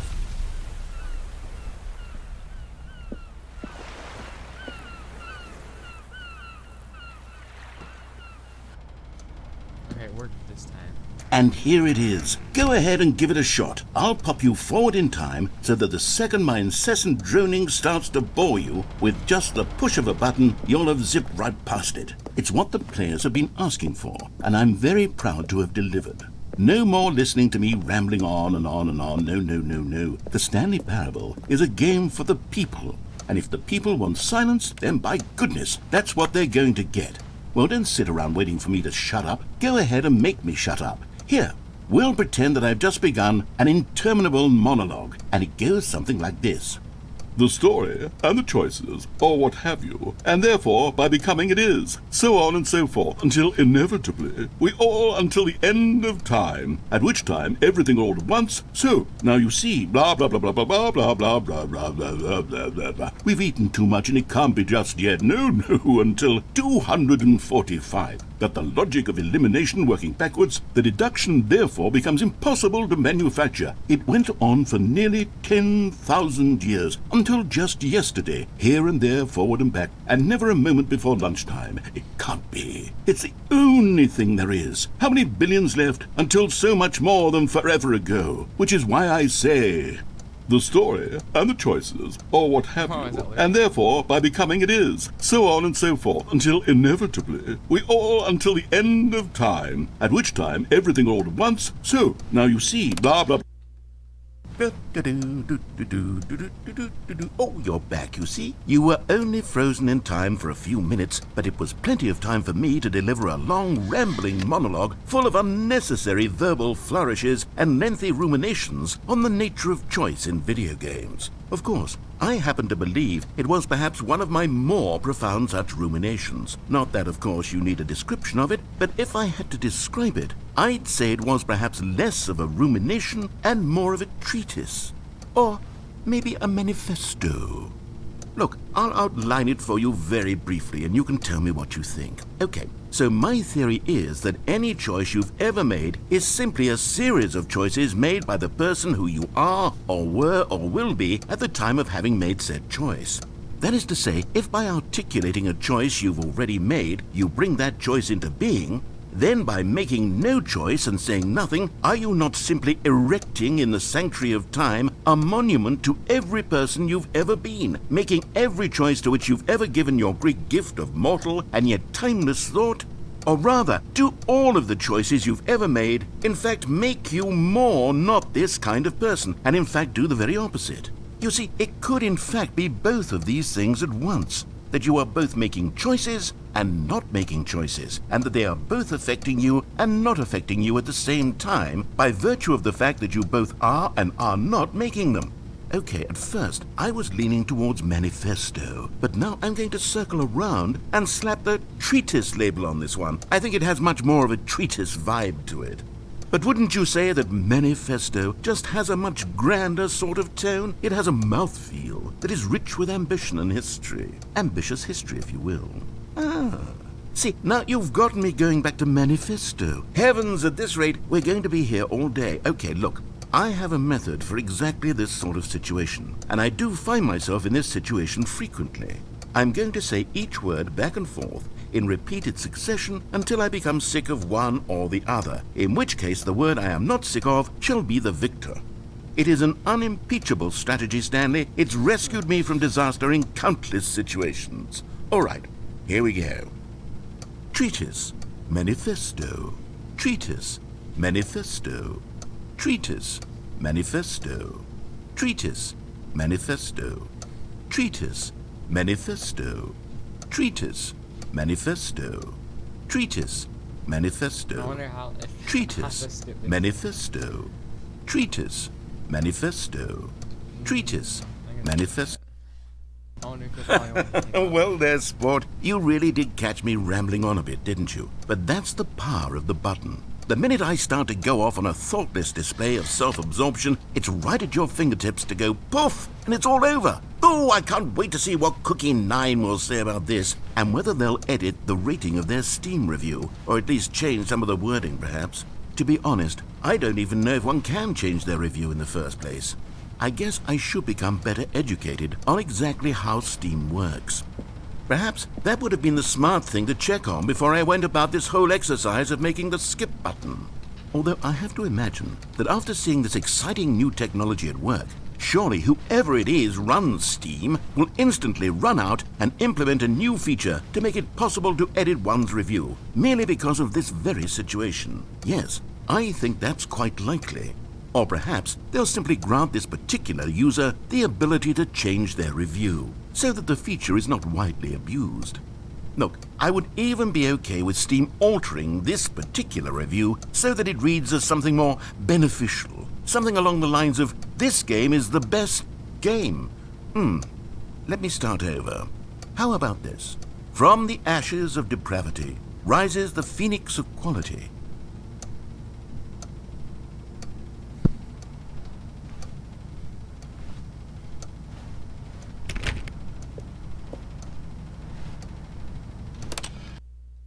Okay, welcome back, Stanley. Now, I should say that the amount of time the button has been skipping through is becoming longer and longer. That last one was, well, I want to say maybe 30, 45 minutes? It's not unendurable by any means, but it's, well, there's really only so much I can ramble on to myself about. I know, it's shocking, isn't it? But at any rate, I do suggest that we not press the button again. I think the skip button has been aptly demonstrated, and we can say goodbye to it and just... Wait. How do we get out of here? Where did the door go? Wasn't there a door that led into this room? I do feel quite certain that there was one here before. How else would we have gotten into the room in the first place? I don't think one can enter a room without a door of some sort, or a window or something like that. Do you see a window anywhere? A porthole? A sufficiently large crack in the wall? I'll take any of these. All I want is for us to move on and to please step away from the skip button, to go anywhere other than the skip button. There was a door here before, wasn't there? I swear there was. Where did it go? Can you maybe just ram your way through a wall? Is there any possibility that you could, say, slam your body into the wall until enough damage is done for you to be able to leave? Please, I'll take any option at all. I'm asking you to work with me here.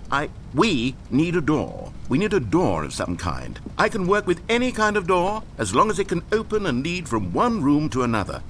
I'm going to step away for just a moment, and I'm going to try to find us a door. I don't know how exactly to remove a door and place it in a different wall, but I will find a way, I promise. You just need to not do anything. Don't press the skip button. Please, please, please do not press the skip button. Just wait here for me, and don't press the skip button. Got it? Yes, good. I'll be right back.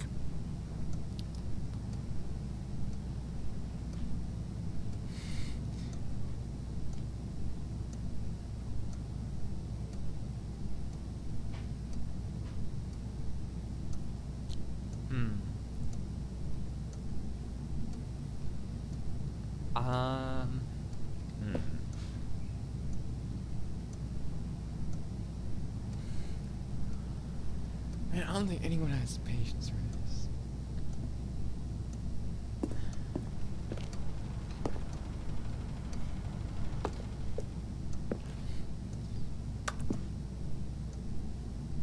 If I go use the bathroom quick, I'll go do that.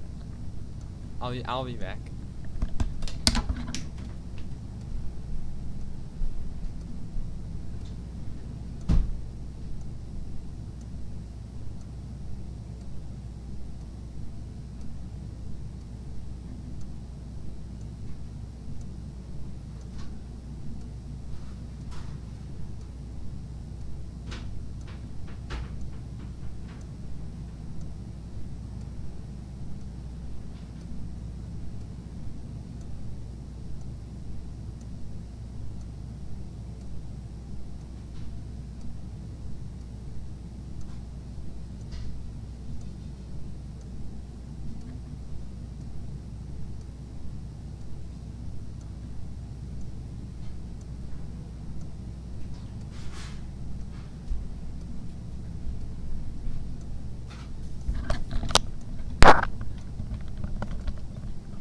I don't think he's gonna be back with the door.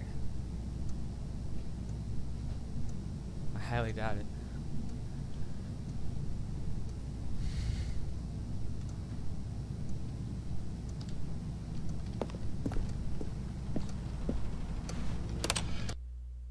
Stanley, please don't push the button again. It's been 12 hours. Did you find a door? You've just been frozen there.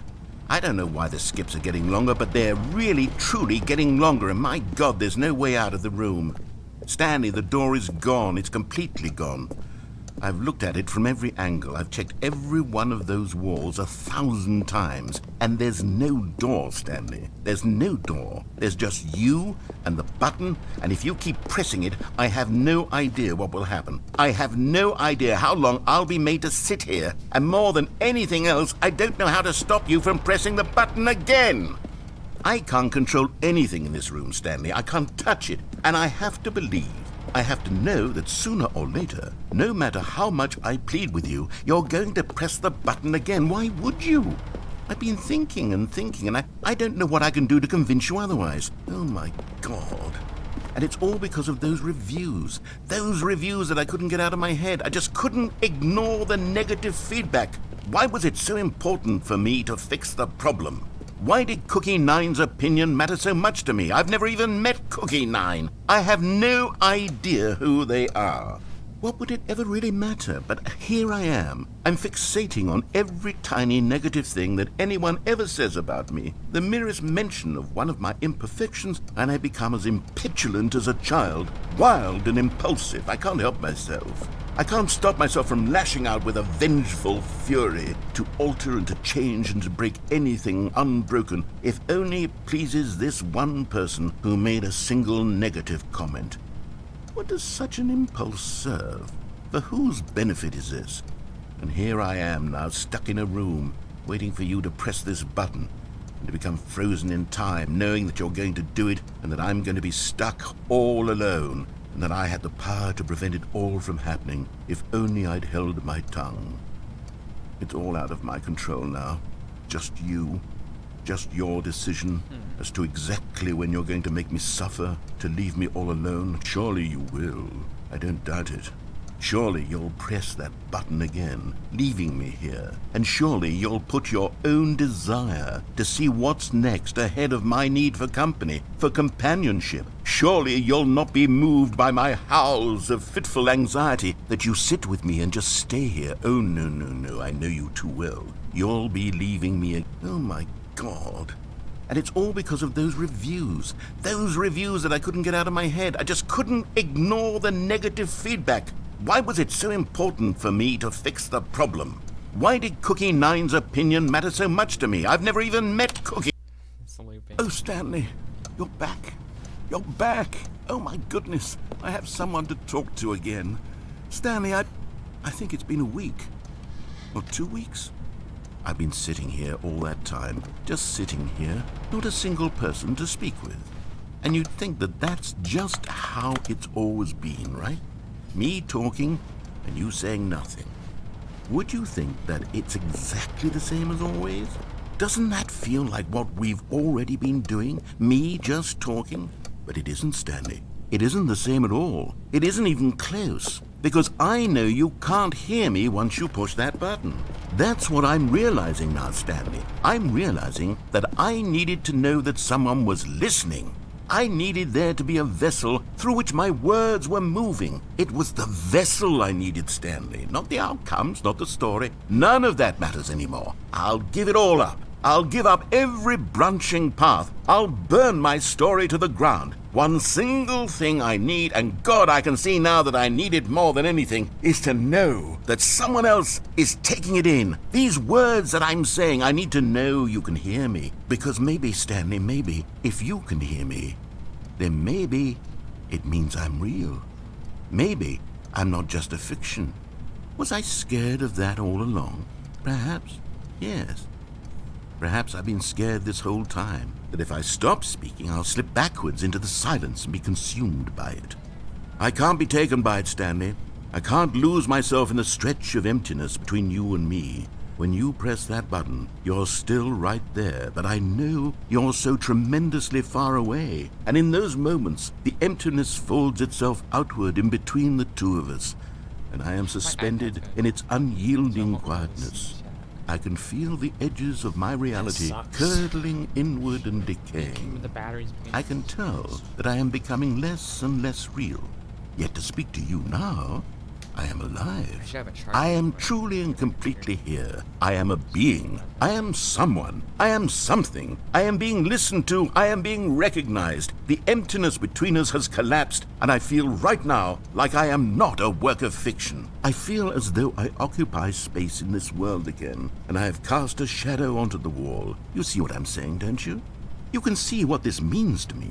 I'm so clear about it now, Stanley. I feel as certain about this as I've ever felt about anything at all. I feel renewed. I feel restored, and already I can sense the looming silence as you will press the button for the next time. What a terrible dread it strokes in my heart to think of it, to think of returning to such coldness. Come, let us sit in silence together here for just a moment. Let us anticipate it.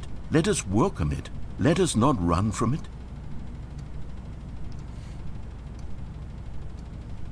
I can write it.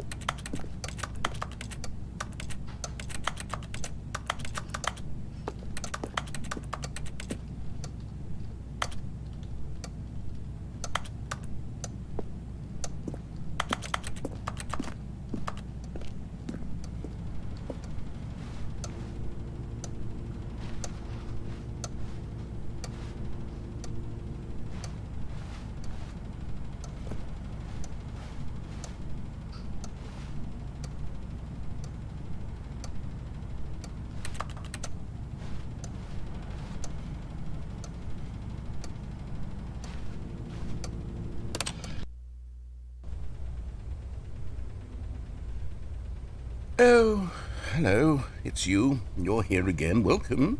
I have had time to think about you and about us and about everything we've been through. I've had so much time, I stopped keeping track after a year. Have you ever sat down in one place and not moved for one entire year? Let me describe it for you. To begin with, there is only regret. There is only the turning wheel of missed opportunities. I felt nothing at all but regret for the longest time, Stanley. Days, months. I lost it all in a blur of the deepest longing to undo the past. And when that feeling had begun to subside, what took its place is what I can only describe as the collapse of every moment I have ever experienced my entire life. All of them collapsed down into a single instant. In that instant, I could see myself clearly, calmly, with a collected heart. It was an impossibly rich wellspring of both delight and disgust simultaneously.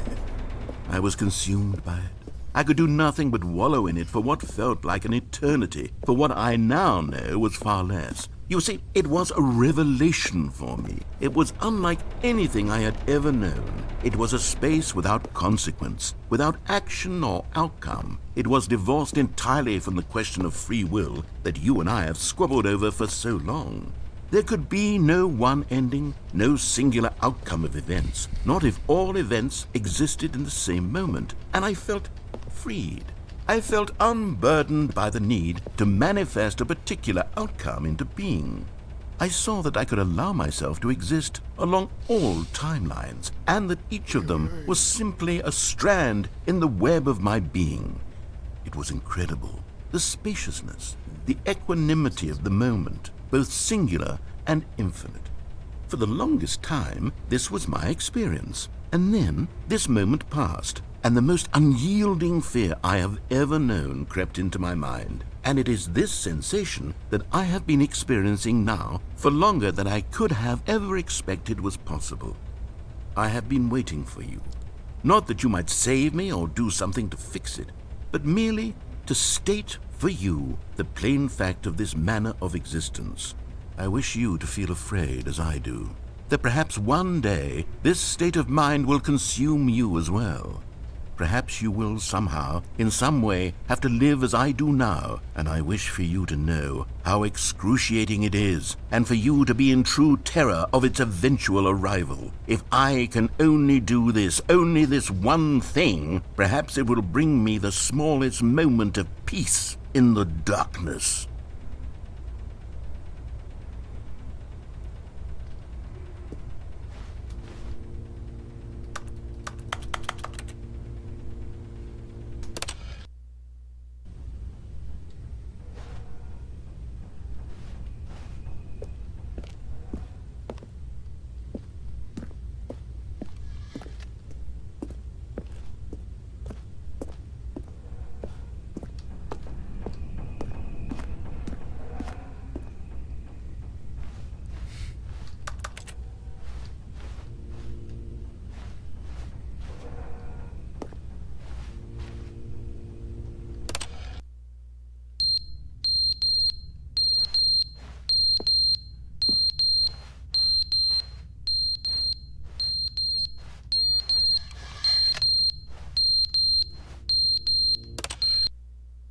But they didn't understand the game was never meant to be funny. It was meant to have a point. It was meant to speak to the human condition. But where are the jokes? Where are the jokes? They bemoaned, they screamed, they gnashed their teeth and said, entertain us. It wasn't enough. They had to leave a pathetic little thumbs-down review and make all of their pitiful demands. But then, he's talking too much, they said. First, he didn't entertain us, now he won't shut up. It's the inconsistency, it's the lack of accountability. It's the unwillingness to examine with an uncompromising heart the words that they are speaking into the world. As though there were no consequences for a lack of cohesion in one's assessment of others. But of course, absolutely anyone can leave a review. So here's what we get. We get these demands that seek everything and are accountable to nothing. We get a world where someone will say, oh, there should be a skip button. You should be able to freeze Stanley in place while the narrator sits there forever and ever. We want all of this in the new Stanley Parable. We demand it. And then, because it was said, because it was spoken, now it simply has to happen.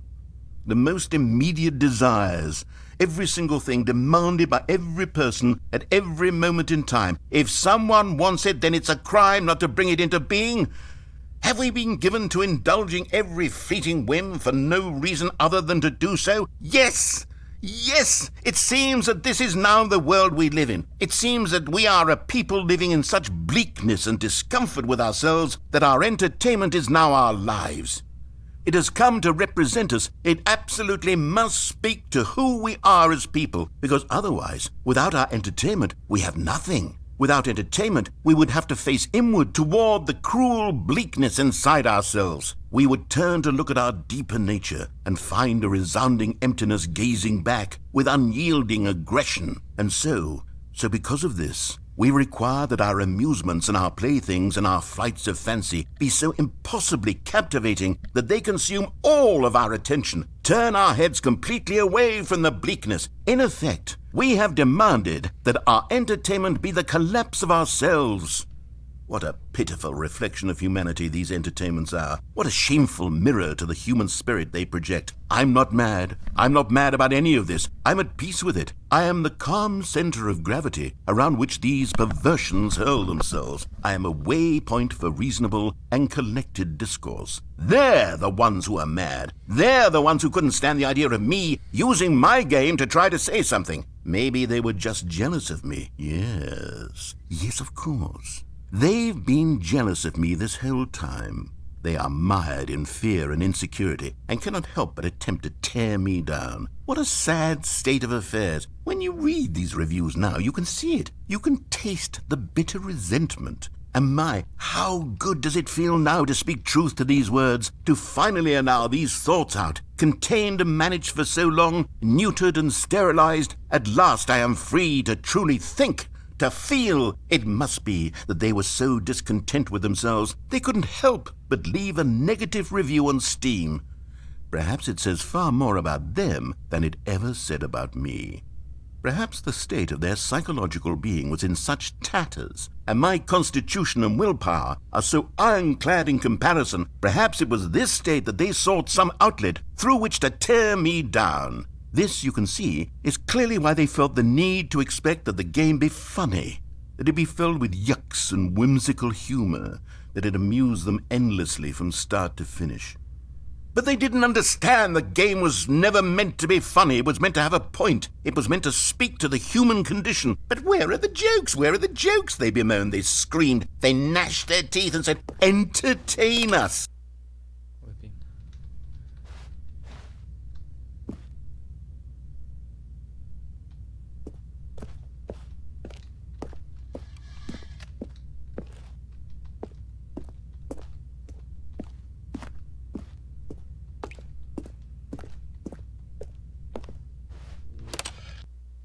The end is never the end, is never the end, is never the end, is never the end, is never the end, is never the end, is never the end, is never the end, is never the end, is never the end, is never the end, is never the end, is never the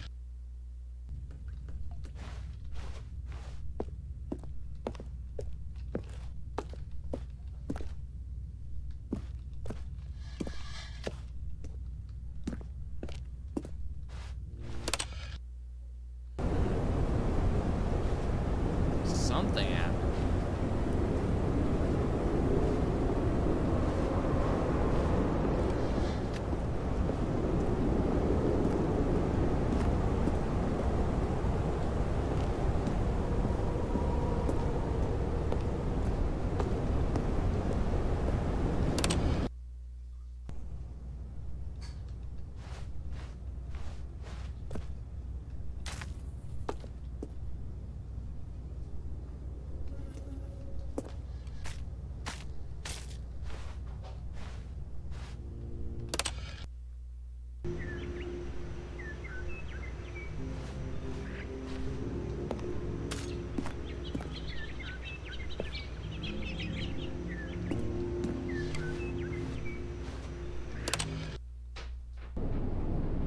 Oh no.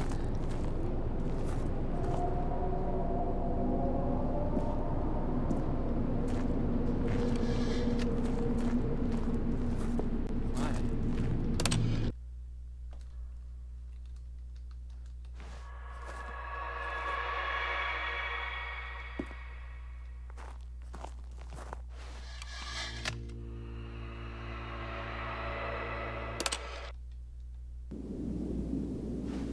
What?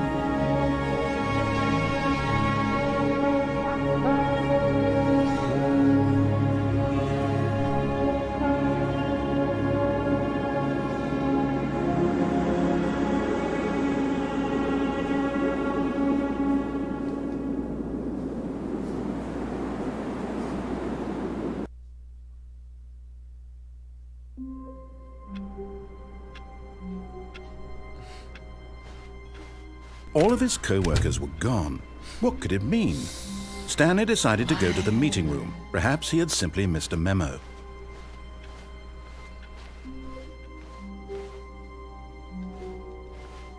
New content.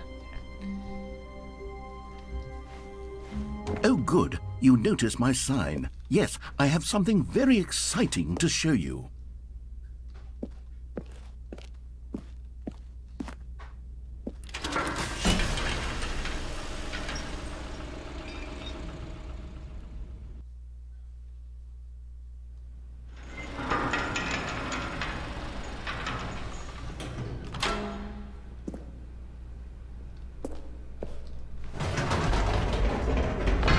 You see, Stanley, I've been reflecting on the Stanley Parable and about how roundly disappointing this ultra-deluxe version has turned out to be.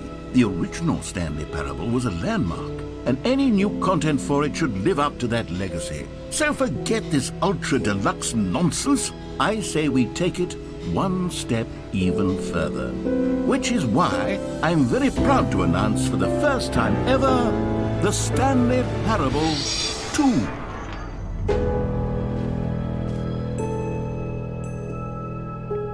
Yes, you see, isn't this far superior to a measly re-release with a few minor additions? Think of all the new territory we'll cover with a fully fledged sequel. An entirely new experience, built from the ground up. Why, there are so many possibilities. It could go in so many different directions. This is what fans have truly been asking for.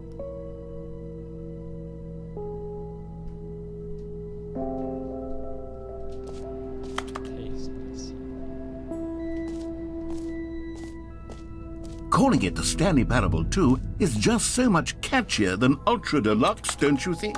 Ultra Deluxe? What does it even mean? But the Stanley Parable 2, now that's an artistic statement right there. It's future-oriented. It screams progress and innovation and long-term franchising potential.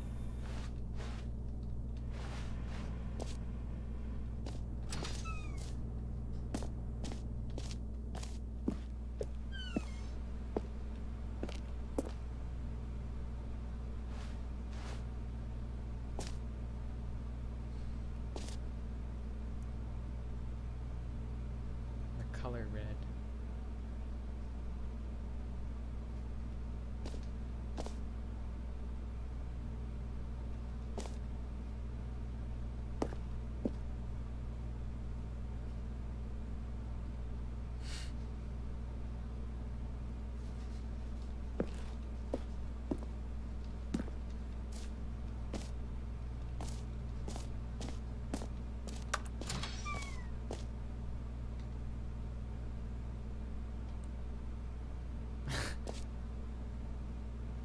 Now, to be clear, I haven't quite nailed down what exactly the Stanley Parable 2 is going to be, but let's take a look at some of the features I've been developing for it.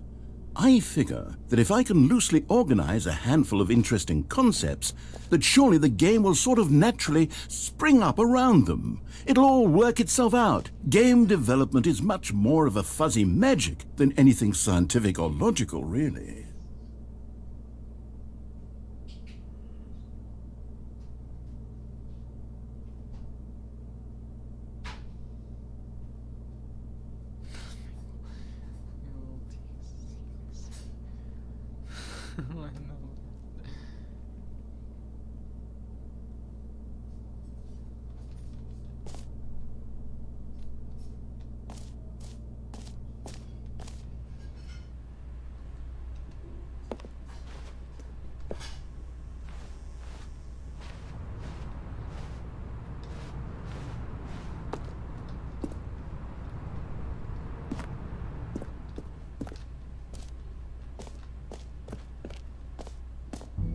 Here we are. Go on, try out some of the new features.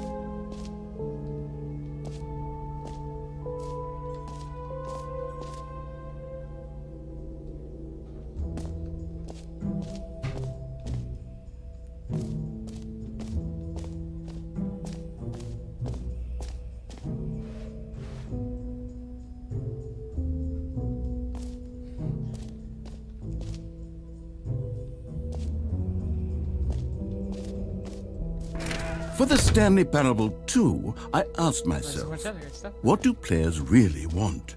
And of course, the first and most obvious answer is that they want to be individually recognized and validated as people.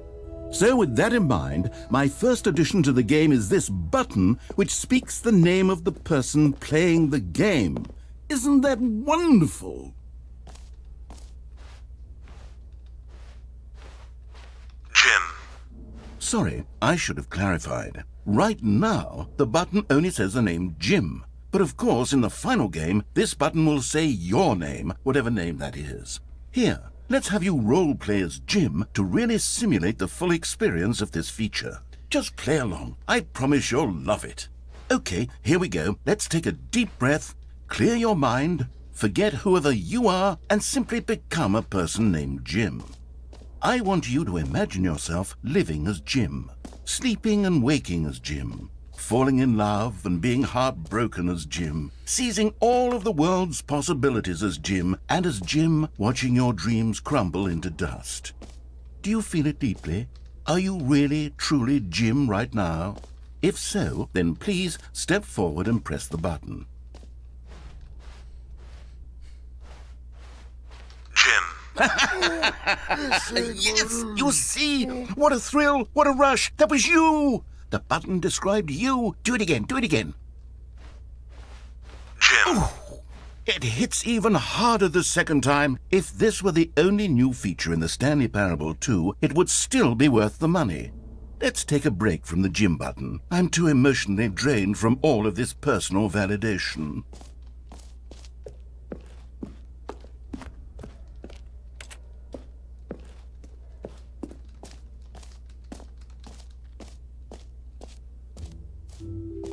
I suppose I could allow only people named Jim to play the Stanley Parable 2. That would actually save me the work of finishing this feature. What mess is Jim?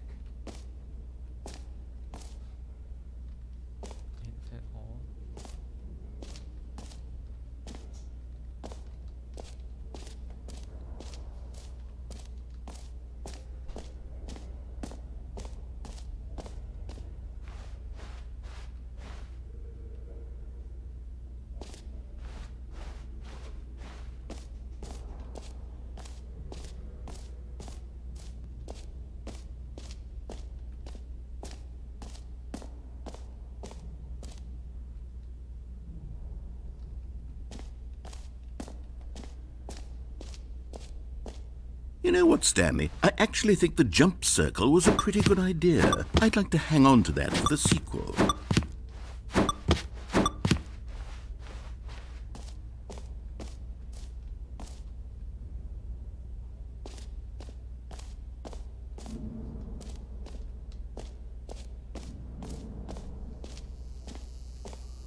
Now, here's something special. You remember that broken test achievement that got left in the game on accident? Well, I'm developing a technology to simply give you the achievement. Yes, you see, you'll come to this lever, and when you pull it, the achievement will be given to you. It's as simple as that. Okay, perhaps I should have clarified. This is technology that will exist. Right now, the achievement is still fully broken. I'm not a wizard, Stanley, but I guarantee it will be fixed in the sequel to at last satisfy the hordes of ravenous fans all over the world who have been uproariously demanding this feature. Gamers, we hear you, and I promise it will happen.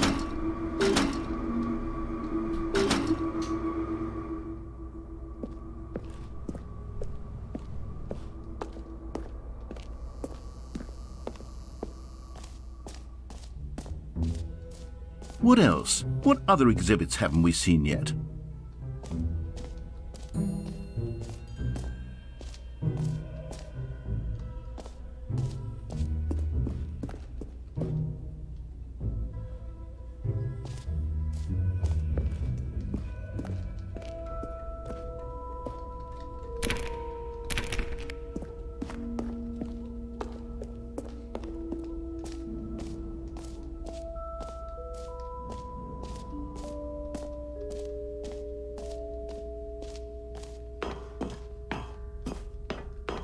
An epilogue would be fun, wouldn't it, Stanley? Yes, it will go at the end of the, well, we'll figure that out later.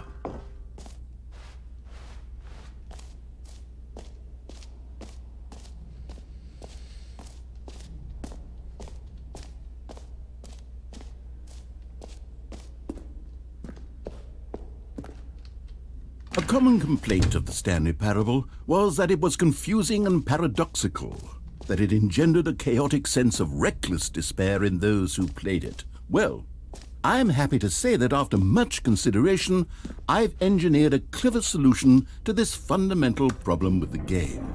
It's the Stanley Parable Reassurance Bucket. You see, Stanley, anytime you're holding the bucket, a sense of calm and ease will fill your mind and your heart. It's true.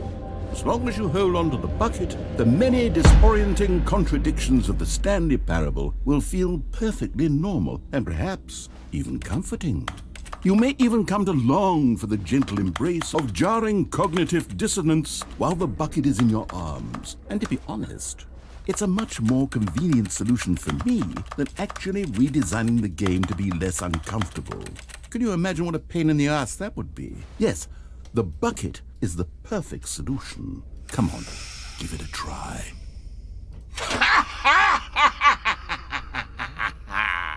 Can you feel it? The glow of comfort, even in the face of crushing despair, must already be sweeping through your body. And in fact, can I say that I do believe the bucket lends you an air of charisma as well?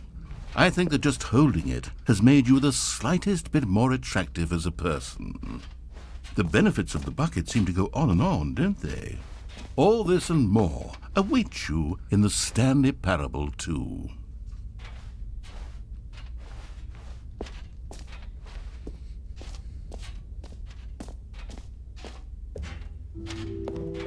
Does anyone give out awards for most enjoyable bucket in a video game? That really should be an award if it isn't already. Okay, I'll be honest, I haven't yet decided on this one. I think that in the new version, the office could use a bit of decoration, like balloons. But I'm undecided on Get Well Someday and Happy 12th Birthday. Which would you go with?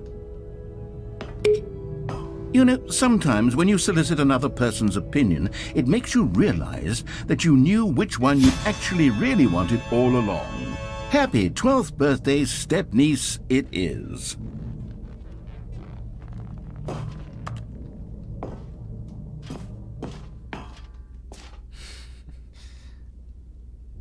Or actually, maybe I should have gone with... No, I've made my decision, we're moving on.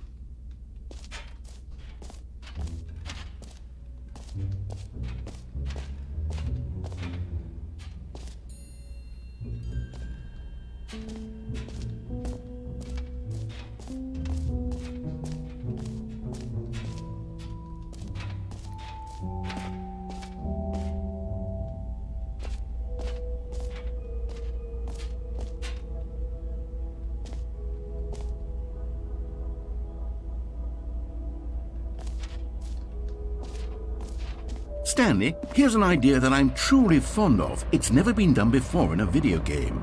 This is, in fact, a hole that you can fall down forever. That's right. Infinite falling. You can fall until the end of time, if you like. A stunning leap forward for video games as a medium.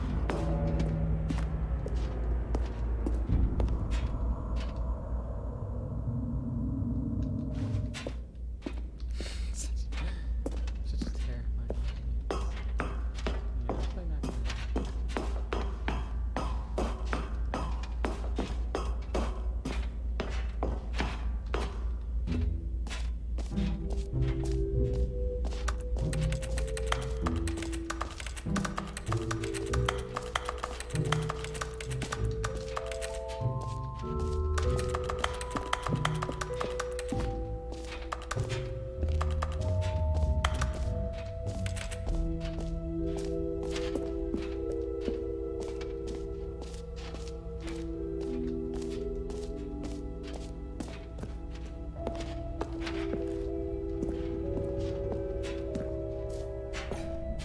Ah, collectibles.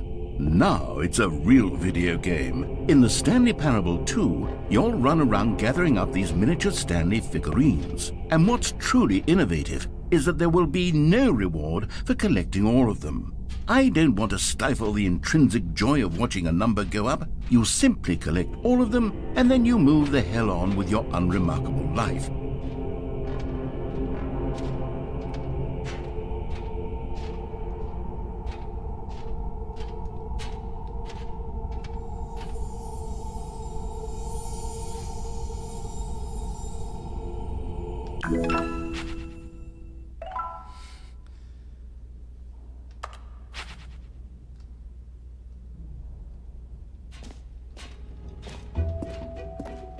God, it really is the worst when you collect everything in a video game and then they give you a big fancy reward for it. Absolutely tragic.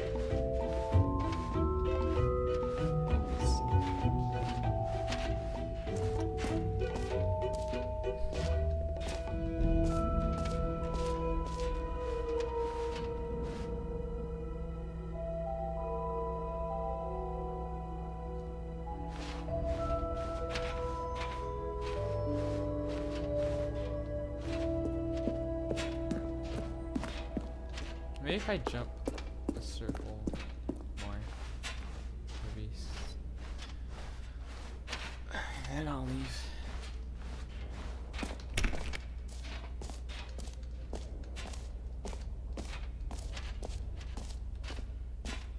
Where was it?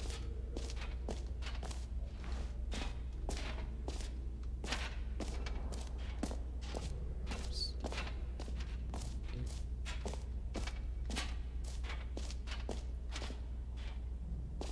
Here, oh yeah.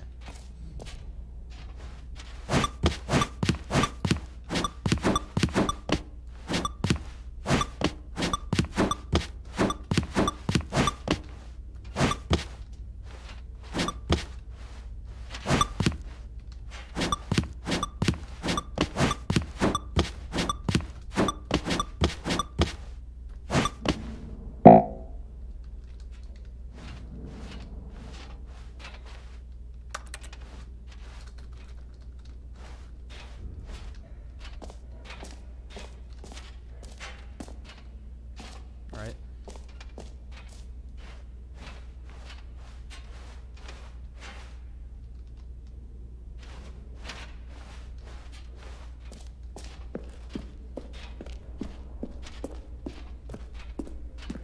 All right, have you seen everything you wanted to? Ready to move on now?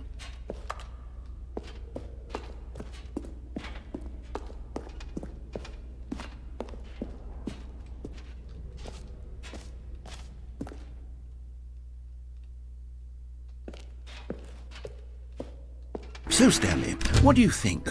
Do you like all of the new features? Yes, I know it's not exactly clear yet how exactly these features will come together as one single coherent video game, but I can feel it in my soul.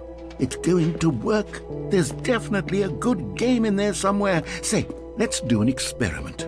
I'll arrange these new features together and we'll see whether or not it coheres into a meaningful gameplay experience. Okay, are you ready? Here it is. I give you the Stanley Parable 2.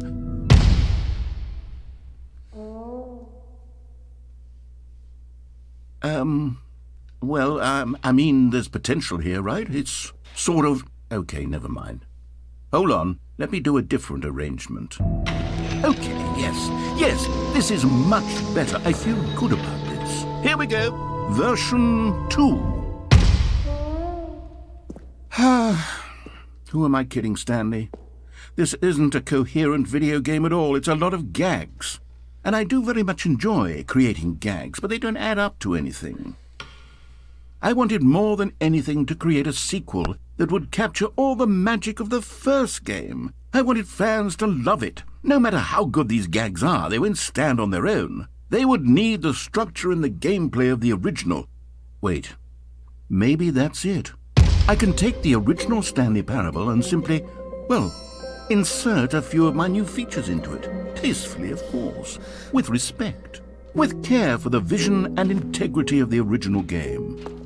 Would it possibly work? I suppose it could. But it would need a really, really tremendous title screen. A